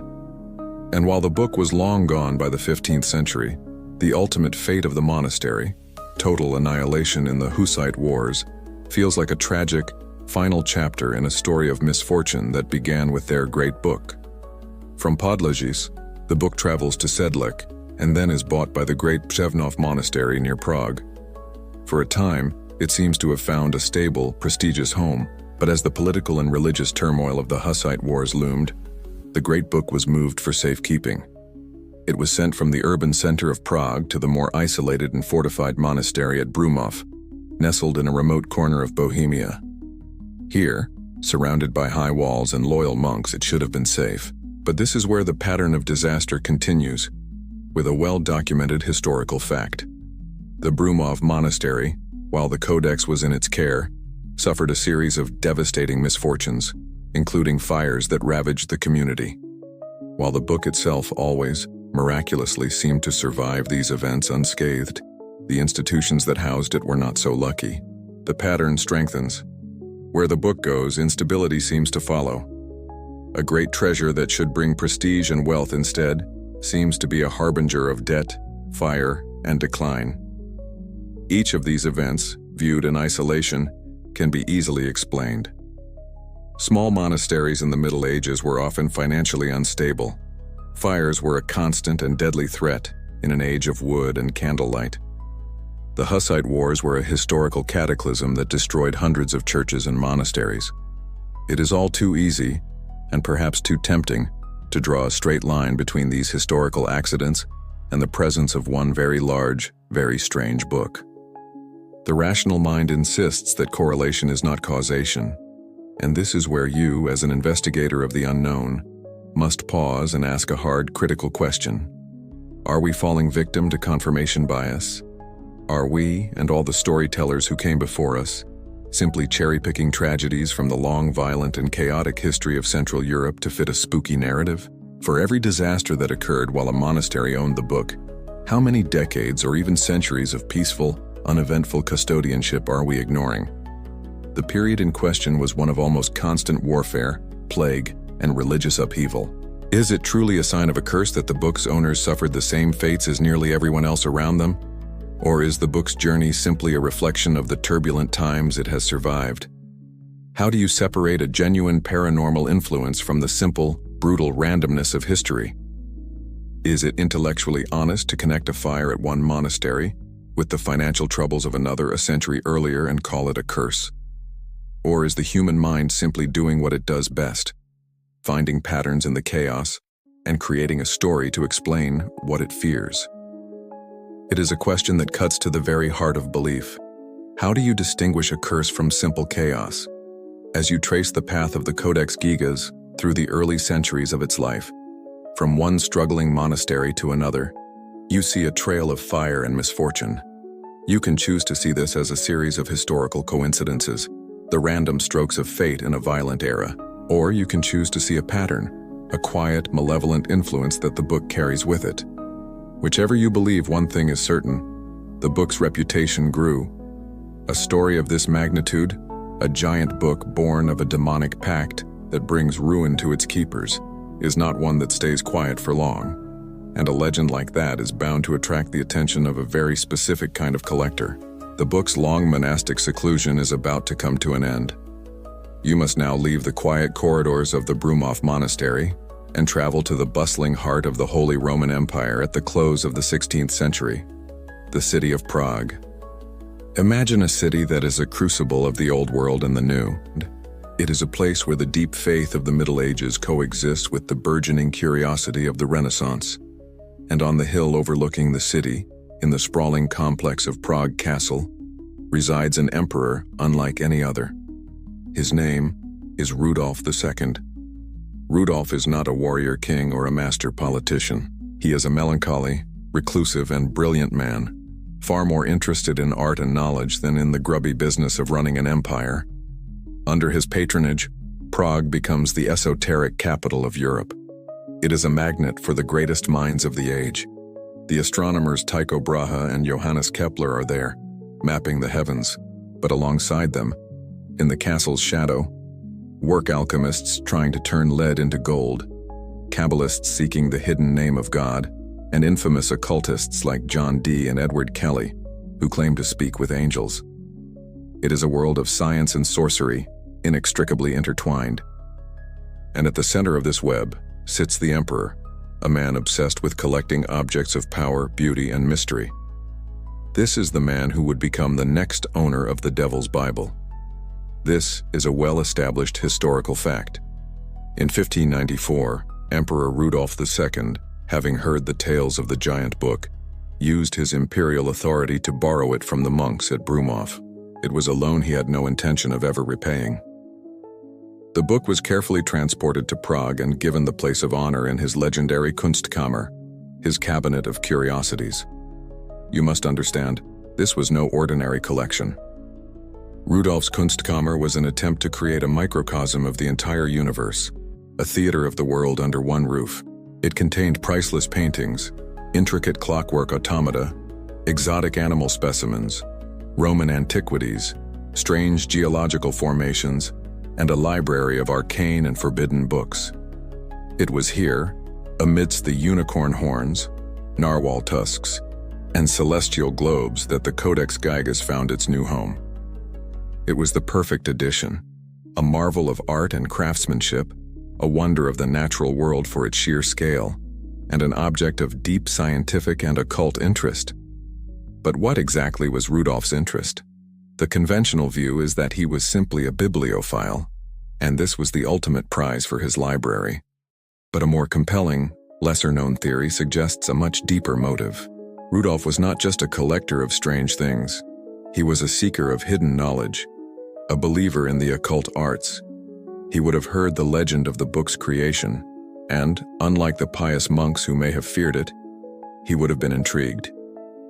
This theory posits that Rudolf II acquired the Codex Gigas not for its Bible, but for its grimoire. He wasn't interested in the Gospels. He was interested in the exorcism rites, the medical spells, the coded alphabets. He likely believed the stories of the missing pages and thought that he, with the help of the mystics and alchemists in his court, could unlock their secrets. For Rudolf, the book was not a curiosity to be displayed, but a powerful magical artifact to be studied and potentially used. He didn't just want to own the Devil's Bible. He wanted to read the instruction manual. And what of the curse? For a time, it seems the book had found an owner impervious to its dark influence. Rudolf actively courted the strange and the powerful. But as the years went on, the emperor's brilliant mind began to cloud. His melancholy deepened into a crippling depression. He became increasingly paranoid, prone to fits of rage, and retreated from his imperial duties, locking himself away with his collections.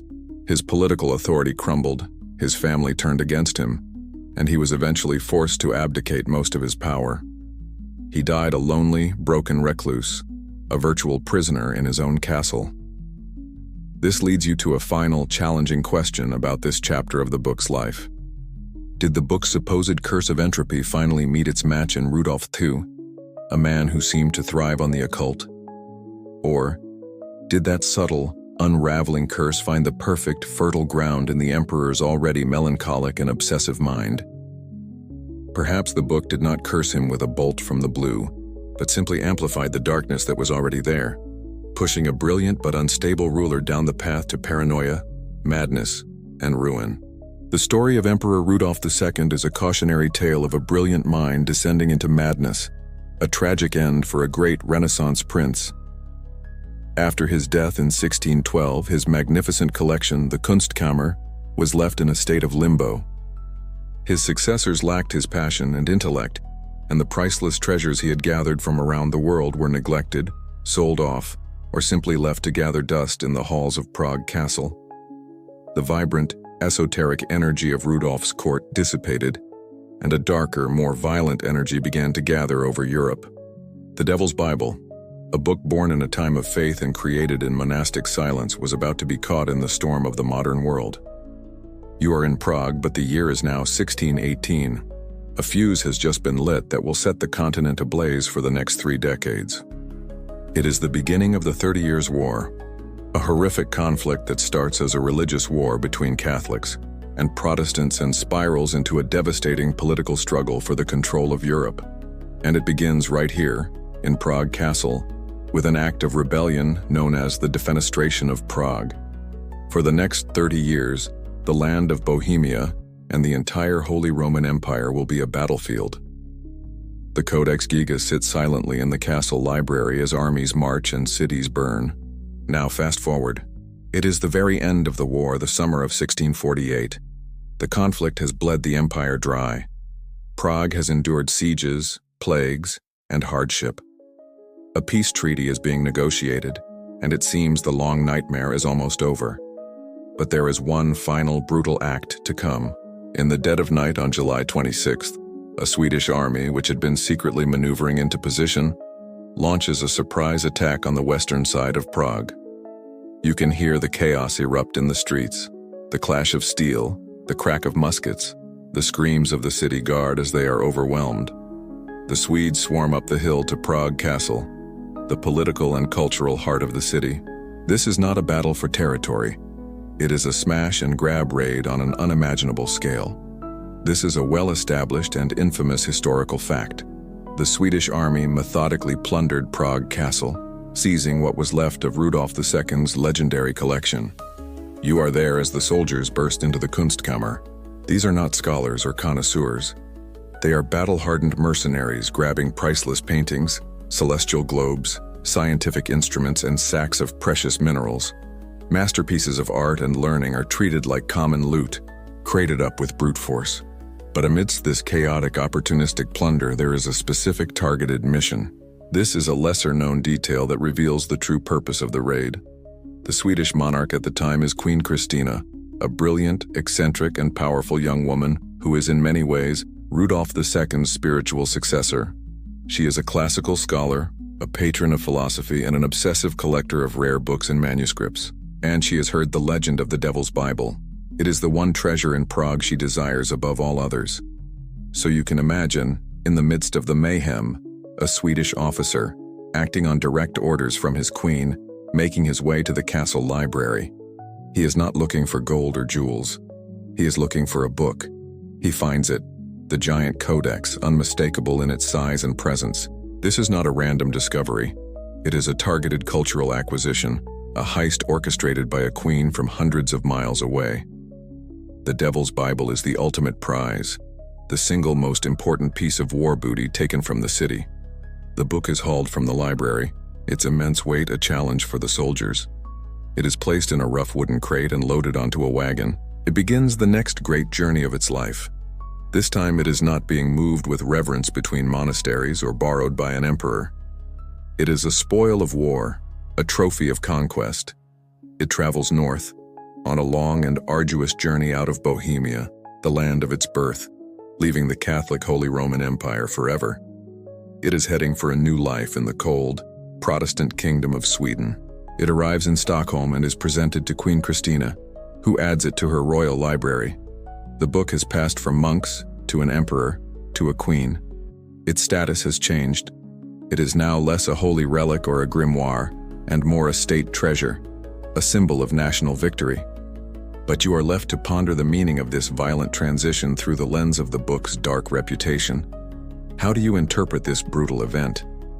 Is the sack of Prague, the gutting of its cultural treasures, the curse of the Codex striking its most devastating blow yet, bringing ruin and humiliation to another of its homes? Or could you, with a twist of perspective, see it as a kind of liberation? Is the book being rescued from a decaying, superstitious Catholic empire and brought into the supposedly more enlightened, modern, and rational world of Protestant Northern Europe? As the book is stolen away from its homeland, a captive on its way to a new life, are you witnessing a tragedy or a salvation? Was it a disaster or a salvation? As the Codex Gigas was carried north, a captive of the Swedish army, that question would have been impossible to answer. For the people of Prague, it was a devastating cultural loss. But for the book itself, the move to Sweden ushered in a period of relative stability.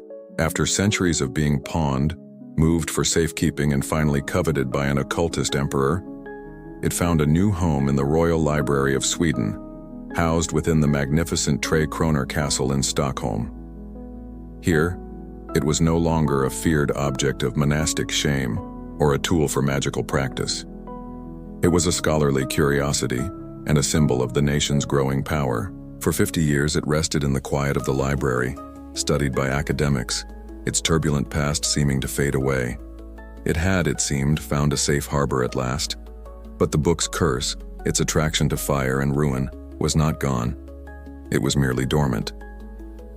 You are in Stockholm. The date is May 7th, 1697. The Tre Kronor Castle, a fortress that has stood for centuries, is the heart of the Swedish Empire. You can imagine the royal library within its walls, a vast, high-ceilinged room, paneled in dark wood, filled with the scent of leather and old paper. Thousands of priceless volumes line the shelves, the collected knowledge of a kingdom. And among them, the colossal form of the Codex Gigas rests, a silent giant. It is a peaceful spring afternoon, and then a wisp of smoke is seen rising from the castle's attic. This is the beginning of one of the most catastrophic fires in Scandinavian history, a well-documented and infamous event. The fire starts small, but the castle is a tinderbox of old, dry timbers, tapestries, and wooden furniture. A strong wind fans the flames. Within minutes, the alarm is sounded, a frantic clang of bells across the city. But it's too late. The fire spreads with unnatural speed, a roaring beast consuming the castle from the inside out. Panic erupts. The royal family flees for their lives. The castle staff and the soldiers of the guard begin a desperate, chaotic attempt to save what they can. Your attention is drawn to the library. The heat is intense, the air thick with black, choking smoke. Flames are licking at the doorway. The librarians and their helpers are in a frantic race against the inferno. There is no time to carry the books out through the burning, collapsing staircases. The only way is to get them out of the windows. You see men grabbing armfuls of irreplaceable manuscripts and leather-bound volumes and heaving them out of the high library windows, hoping the fall to the courtyard below will be better than certain incineration. Pages of history are fluttering down through the smoke like burned leaves. And then, they come to the Devil's Bible. It is an impossible object in this moment of crisis. At 165 pounds, it's too heavy for one man to carry. It's too large and awkward for two men to navigate through a smoke-filled, collapsing hallway. The fire is roaring now. The ceiling timbers are groaning. They have seconds to make a choice, leave it to the flames or get it out the only way they can. You watch as two desperate men wrestle the giant book from its stand. They drag it across the floor, its metal fittings screeching on the stone. They heave it up onto the windowsill, a gaping hole 3 stories above the courtyard. For a moment, it teeters there, silhouetted against the orange glow of the fire. And then, they push. You see it fall, the largest medieval book in the world, the priceless treasure of kingdoms, the legendary Devil's Bible, tumbles end over end through the air. It is a sight that is both absurd and terrifying. It seems doomed, destined to smash into 1,000 pieces on the hard cobblestones below. It hits the ground with a sickening percussive thud that you can feel in your chest, a sound like a tree falling. The castle burns to the ground. It is a total loss. But in the courtyard, amidst the scattered, singed pages of lesser books, the Codex Gigas lies damaged, but intact. Its thick wooden binding is shattered by the impact. Some of its pages are loosened, but the book as a whole has survived. It is perhaps the most dramatic moment in its long, violent history, and here, a grim, lesser-known detail attaches itself to the story of this miraculous survival. A contemporary account of the fire is said to include a gruesome footnote. When the 165-pound book landed, it struck and killed a person who was standing in the courtyard below. The story may be apocryphal, but it fits the book's reputation with a dark, almost comical perfection. In the very act of its own miraculous salvation, the Devil's Bible still manages to claim a human life. This incredible event leaves you with a profound question about the nature of the book itself. How do you interpret its survival? Was this a miracle? Was the book protected by some supernatural force, be it divine or demonic, that simply would not allow it to be destroyed? Is this the ultimate proof that it is no ordinary object? Or is the explanation far more practical? Did its very nature, its monstrous size, its thick oak covers, its robust medieval binding, act as a suit of armor? Did the very qualities that make it a giant paradoxically make it one of the only books in the library that could have survived such a fall? Is its survival a sign of its unholy power, or just a testament to its brutally effective construction? A miracle of physics or a miracle of supernatural protection? As the smoke clears over the ruins of the Trekroner castle, the Codex Gigas lies on the cobblestones, its spine broken, but its soul intact. It has survived a fall that should have obliterated it. This event cements its legend. It is no longer just a strange and ancient book. It is a survivor, an object with a proven, almost mythic resilience. Its journey as a spoil of war is over. Its new life, as a protected and permanent resident of Sweden, is about to begin. After the fire, the Swedish monarchy built a new grand palace on the site of the old one. A new royal library was established, and later this collection would form the basis of the National Library of Sweden. It is here, in a modern, secure, and climate-controlled facility in Stockholm, that the Devil's Bible resides today. This is its current, well-established home. After centuries of wandering, of being bought and sold, coveted and conquered, it has finally come to a permanent rest. You can imagine the contrast. The book has passed from the hands of medieval monks to a melancholic emperor, to a warrior queen. Now, Its custodians are a new breed entirely: professional librarians, conservators, and academic scholars. These are men and women of science and reason. Their job is not to pray over the book or use it to command spirits, but to protect it from the ravages of time. They measure the humidity in its vault, monitor the specific lumens of the light that falls upon its open pages, and study its chemical composition. They are the guardians of its physical form, and they are not, by trade, a superstitious people. And yet, the book's strange reputation, its dark aura, has not been erased by the sterile, scientific environment of the modern library. The legend lives on, not just in podcasts and documentaries, but in the quiet, whispered folklore of the institution itself. This is a lesser-known, more intimate part of the book's story, the anecdotal accounts from the very people tasked with its care. You will not find these stories in official publications. They are the quiet observations, the private admissions of staff members, past and present, who have spent time alone with the Codex. It's said that working in the vault where the book is kept can be an unnerving experience. Some have reported a distinct and persistent feeling of being watched when no one else is there. Others have mentioned a noticeable coldness that seems to emanate from the book's display case, a chill that has nothing to do with the carefully regulated temperature of the room. Imagine you are a young curator, fresh out of university, steeped in the rational methodologies of historical preservation. You know the stories, of course, but you dismiss them as romantic nonsense. Your job one evening is to oversee the transfer of the book from its public display to its secure overnight vault.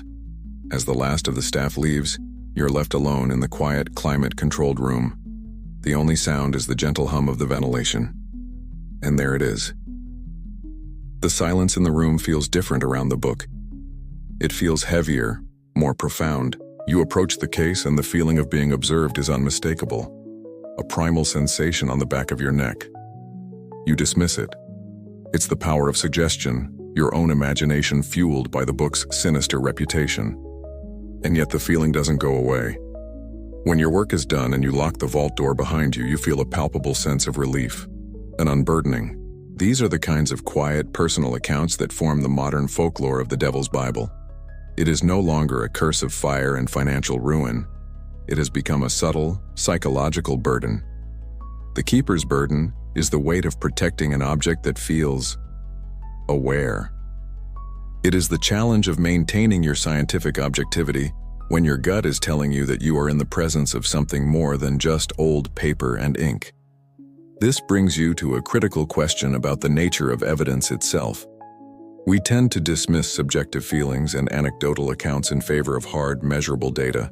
But what happens when the people reporting these strange feelings are themselves paragons of reason and education? When highly trained, rational professionals, librarians, scholars, historians, quietly and sometimes reluctantly admit to experiencing a sense of unease or a strange, inexplicable presence around a particular artifact, should we simply dismiss their experiences as superstition? Or does their very credibility as trained, objective observers force us to consider that the Codex Gigas might possess a tangible energy, a presence, or an influence that our current scientific instruments are simply not designed to measure? That is the question that haunts the modern rational mind. When credible people report subjective, unsettling experiences, do we trust their senses, or do we dismiss them for a lack of empirical proof? We may not have a scientific instrument to measure a curse or a presence, but we do have an arsenal of modern technology that can probe the book as physical secrets with a clarity that would have seemed like witchcraft to its own creator. So, what happens when this object of myth and feeling is placed under the cold, objective lens of 21st century science? You are no longer in the quiet, atmospheric vault of the library. Instead, you find yourself in a brightly lit, sterile laboratory. The air hums not with a supernatural energy, but with the quiet whir of advanced equipment. The Codex Gigas lies open, not for a reader, but for a team of conservators and scientists. They are about to subject this ancient artifact to a series of non-invasive tests using light and digital analysis to read the stories hidden within the vellum and ink, stories invisible to the naked eye. First, they revisit the mystery of the unbroken hand. We've discussed how paleographers, through careful visual study, concluded the book was the work of a single scribe. But now this theory is tested with the power of modern graphology and digital imaging. High-resolution scans of the pages are fed into a computer. Software can then analyze and measure every stroke, every curve, every ligature of the script with a precision thousands of times greater than the human eye. It can compare the letter A on page 10 with the letter A on page 600, measuring minute variations in angle, pressure, and form. And the result of this high-tech analysis? This is a well-established fact of modern research into the Codex. The computer largely confirms what the human eye has suspected for centuries. The script is so staggeringly homogeneous, so relentlessly consistent from beginning to end, that the single scribe theory holds firm. The machine, free from the bias of legend, tells the same impossible story. One hand, one style, one unbroken effort. Next, the scientists turn to the ink and the vellum itself, using a technique called multispectral imaging. By photographing the pages under different wavelengths of light, from infrared to ultraviolet, they can reveal hidden details. They can analyze the chemical composition of the ink without ever taking a physical sample. This analysis confirms that the ink is a standard iron gall formula, with no exotic or unexplainable additives. It also confirms, yet again, its remarkable uniformity from batch to batch. But it's under the ghostly purple glow of the ultraviolet lamp that the most significant discovery is made. On one of the pages, the UV light reveals something that has been erased or has faded to the point of complete invisibility. It is a faint, spectral signature. This is a crucial, though lesser-known, detail in the book's history. The light coaxes the faint letters from their 800-year slumber, and the scientists can just make out the words, Hermanus Inclusus, Herman the Recluse. Remember the name from the monastery's necrology, the list of its dead? Here it is, a ghostly presence on the page itself, the strongest piece of physical evidence we have that directly links the historical figure of Herman the Recluse to the creation of his masterpiece. For many, this is the smoking gun. The moment the myth gives way to a verifiable name, it feels like a moment of triumph for science. The mystery is being solved. The legend is being peeled away to reveal a rational historical truth. We have the scribe's name, confirmed by UV light. We have his timeline, calculated by mathematics. We have the composition of his ink, revealed by spectral analysis. The demonic pact, the single night of terror, it all seems to be evaporating under the bright lights of the lab. But then you pause and look at what science has actually given you. It has taken the legend of a demonic pact and replaced it with the story of a man named Hermann, who voluntarily sealed himself in a stone cell for perhaps 30 years. It has taken the legend of a supernaturally guided hand and replaced it with scientific proof of a man who wrote for 3 decades without his handwriting ever changing, aging, or faltering. It has confirmed that the most unbelievable physical characteristics of the book are, in fact, real. This is the great paradox of the scientific investigation of the Codex Gigas, and it leads to a final profound question. As our most advanced technology confirms the most seemingly impossible aspects of the book's creation, does it truly solve the mystery, or does it, in a strange way, deepen it by systematically stripping away the easy, supernatural explanations? Science has left us with a core of scientifically verified facts that are, in themselves, almost as difficult to comprehend. We are no longer asked to believe in the devil. We are asked to believe in a man whose focus, consistency, and endurance seem to defy the normal limits of human biology and psychology. Does science, in its quest for answers, inadvertently lead us right back to the edge of the inexplicable? Science seems to have cornered you into accepting a paradox. It has confirmed a 30-year timeline for the book's creation, while simultaneously confirming that the handwriting belongs to a single scribe who, impossibly, never aged or changed. The rational explanation feels almost as supernatural as the legend it seeks to replace.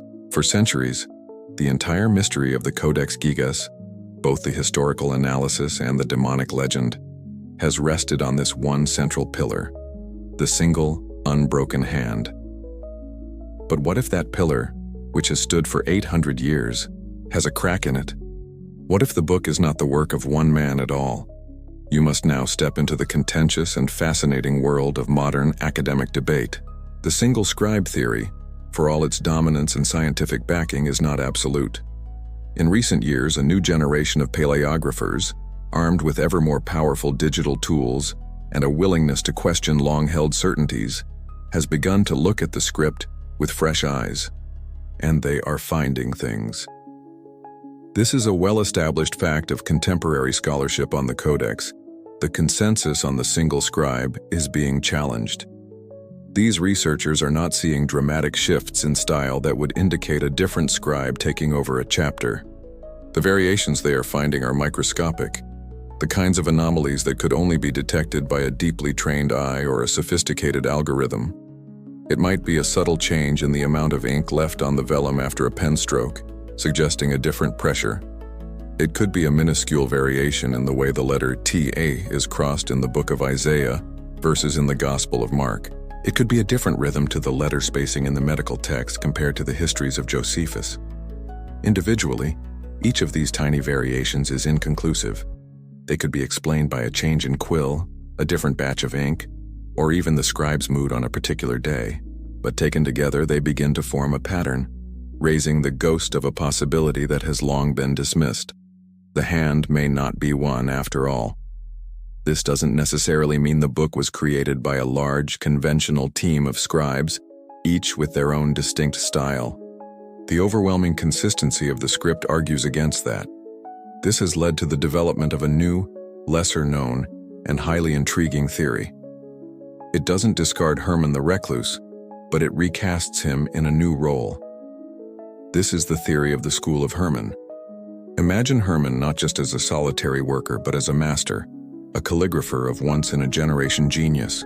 He is the head of the Podlages Scriptorium. In this theory, he doesn't just write the book, he designs it. He creates a unique house style of calligraphy, a perfect, clear, and most importantly, highly disciplined script that can be taught and replicated. His goal is to create a work of such perfect uniformity that it appears to be the work of a single, divine hand. He then trains a small elite team of scribes. Perhaps they are his most gifted students. Perhaps in a more romantic version of the theory, they are other recluses, a small community of the enclosed, a secret school of master calligraphers hidden from the world. Their training is rigorous and absolute. They are not taught to develop their own style, but to completely and utterly subsume their own artistic identity into the master's hand. Their goal is ego-less perfection. They must learn to write not as themselves, but to write as Hermann. This theory elegantly explains all the physical evidence. It accounts for the breathtaking overarching consistency, that is the master's house style being perfectly executed. But it also accounts for the microscopic anomalies detected by modern science. Those are the tiny, almost imperceptible tells of the different but perfectly trained hands that were part of the team. It solves the logistical problems as well. A team could have prepared the vellum, mixed the inks, and ruled the pages while the master calligraphers focused on the text, dramatically shortening the 30-year timeline. But if this theory solves a logistical mystery, it creates a psychological one that is just as profound. The dominant ethos of the medieval master craftsman was one of pride in individual skill. To dedicate your life to a project, only to have your contribution be completely anonymous and indistinguishable from others, would require a level of devotion and a suppression of ego that is truly extraordinary. This leads you to a new and challenging question. If you accept this collaborative theory, does it make the book more or less mysterious? Does providing a rational explanation for the uniform script, a team effort rather than a demonic pact or a 30-year miracle, strip the Codex Gigas of its enigmatic power? Or does the idea of a group of human beings working with such perfect, selfless, and disciplined unity that they effectively fuse into a single creative entity present a new and equally compelling mystery? What kind of obsessive master could inspire such devotion? And what kind of community could achieve such an act of collective, anonymous genius? And so, the mystery seems to resolve itself into a new, more rational form. You can now picture it. Hermann the Recluse, a master calligrapher of immense talent and singular vision, leading a small, secret school of scribes in a decades-long project of anonymous devotion. It's a theory that fits the physical evidence, the overwhelming consistency punctuated by microscopic variations. It explains the logistics. It is a neat, elegant, and deeply human solution to an 800-year-old puzzle. It is the story that the science, the logic, and the historical evidence all point towards. And yet, you know that is not the story that endures. When people speak of the Codex Gigas, they don't talk about the School of Hermann. They don't marvel at the logistical triumph of a well-organized medieval scriptorium. They call it the Devil's Bible. They whisper the story of the condemned monk, the pact made at midnight, and the book written in a single, terrifying night. Despite all the scientific analysis, all the scholarly debate, all the rational explanations, the legend refuses to die. This enduring popularity is a well-established cultural fact. You can see it in the countless documentaries, articles, and videos made about the book.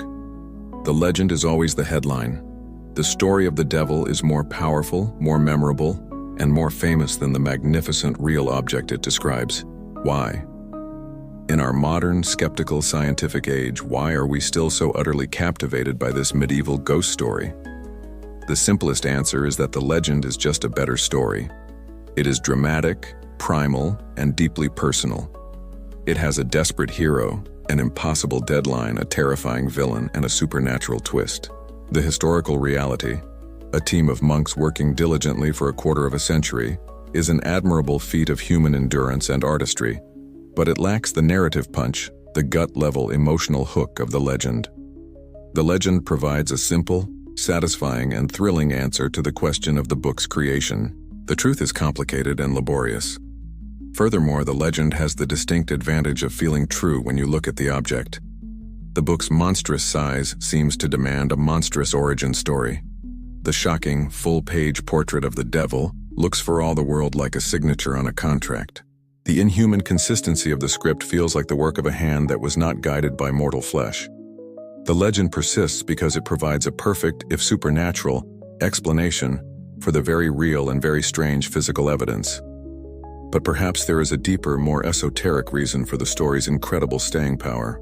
This is a fringe theory, but one that considers the nature of stories themselves. Think of the legend as a kind of mimetic virus. A meme, in its original sense, is an idea that replicates and spreads from mind to mind. The story of the Devil's Bible is a perfect meme. It's concise, it's shocking, it's easy to retell, and it elicits a powerful emotional response of fear and awe, which makes you want to share it. For 8 centuries, it has been replicating, passed from generation to generation, attaching itself to the physical codex like a second skin. You could even push this idea further into the realm of the paranormal. Some esoteric traditions speak of the tulpa or thought form, the idea that if enough people focus enough energy, belief, and emotion on a single idea, for long enough that idea can take on a kind of psychic energy, a life of its own. Could it be that the legend of the Devil's Bible has been told with such conviction by so many millions of people for so long that the story itself has become a tangible, energetic presence? Perhaps the unsettling aura people feel around the book is not an echo of its creation, but the psychic residue of 800 years of human fear and fascination projected onto it. The story has become so powerful it has made itself real. Or maybe the reason is simpler and far more human. Maybe the legend endures because it is not, at its heart, a story about a 13th century monk. Maybe it's a story about us. It speaks to timeless and deeply human experiences. The terror of the condemned monk is the terror of anyone facing a hopeless situation, an impossible deadline, a task that feels like it will break you. The desperate pact is a metaphor for the shortcuts we are all tempted to take, the moral compromises we consider when our backs are against the wall. The monk's prideful boast is the echo of our own secret ambitions, our deep-seated desire to create something magnificent, something that will outlast us and make the world remember our name. The devil, in this story, is not just a horned creature. He is the voice of our own inner darkness that whispers, "There is an easier way. Just make a little bargain. Just sacrifice this one small part of yourself, and you can have everything you want." And this brings you to the final reflective question. Is the story of the Devil's Bible so persistent simply because it's a good, spooky tale to tell around a campfire? Or does it endure because it resonates with a profound, uncomfortable, and universal human truth? Does its power lie not in its historicity, but in its ability to hold up a mirror, forcing us to confront our own capacity for desperation, our own secret pride, and the silent, difficult bargains we all must negotiate with the darkness inside ourselves? You pull your thoughts back from the abyss of myth and metaphor, back from the timeless truths about human ambition and fear. You find yourself, at the end of this long and winding investigation, back where you started. You are in that quiet, climate-controlled room in the National Library of Sweden. The hum of the ventilation is a soft, steady whisper. Before you, resting in its glass case, is the Codex Gigas. It has not changed. After all the stories, all the science, all the speculation, the object itself remains, impassive and silent. You have followed its path from its birth in a long-lost monastery, through the hands of monks, emperors, and queens. You have felt the terror of the immurement cell and witnessed the chaos of war and fire. You have examined the impossible consistency of its script and the otherworldly strangeness of its ink. You have stood before the grinning portrait of the devil and the serene, impenetrable fortress of the heavenly city. You have weighed the theories, from the historical to the supernatural. And now you are left with two competing stories, two realities that seem to occupy the very same space. On one hand, you have the story that science and history have painstakingly assembled. It is a story of a man named Hermann, a recluse, a master scribe of almost unimaginable skill and focus. He, perhaps with a small, devoted team, dedicated his entire life, 20, maybe 30 years, to creating a monument of knowledge and faith. His work is a testament to the furthest reaches of human potential, of what a mind can achieve when utterly devoted to a single, all-consuming task. In this story, the book is a masterpiece of human artistry and endurance. The legend is a ghost, a spooky folk tale that grew up in the shadows of this incredible but entirely human achievement. On the other hand, you have the legend, the story that has clung to the book for 800 years and refuses to be silenced by science. It's the story of a desperate monk, a pact made in the darkest hour of the soul, a book created not by the patient hand of a man, but in a single incandescent burst of unholy power. In this story, the book's perfection is not a sign of human genius but of demonic intervention. Its history of misfortune is not coincidence, but the evidence of a lingering curse. The book is not just an artifact, it is an exhibit in a case for a man's soul, the price of his salvation and the proof of his damnation. Perhaps in the end, the book's true nature is to be a mirror. This is a final fringe idea, that the Codex Gigas is a kind of Rorschach test for the soul. The book itself projects nothing. It simply is. The meaning we find within its pages is a reflection of what we bring with us when we look at it. The historian sees a priceless cultural artifact. The person of faith sees a complex theological statement. The scientist sees a puzzle of chemistry and paleography. And the believer in the unknown sees a powerful, cursed grimoire. All of these interpretations exist at once, and the book, in its profound silence, validates none of them and denies none of them. But you cannot forget the ultimate established fact. This is not a thought experiment. The book is real. It is an object of wood, leather, vellum, and ink that has survived 8 centuries of human history. You could, if you wished, buy a plane ticket, travel to Stockholm, and stand in the very room you have been imagining. You can see it with your own eyes. And this tangible reality makes the choice between the narratives all the more potent.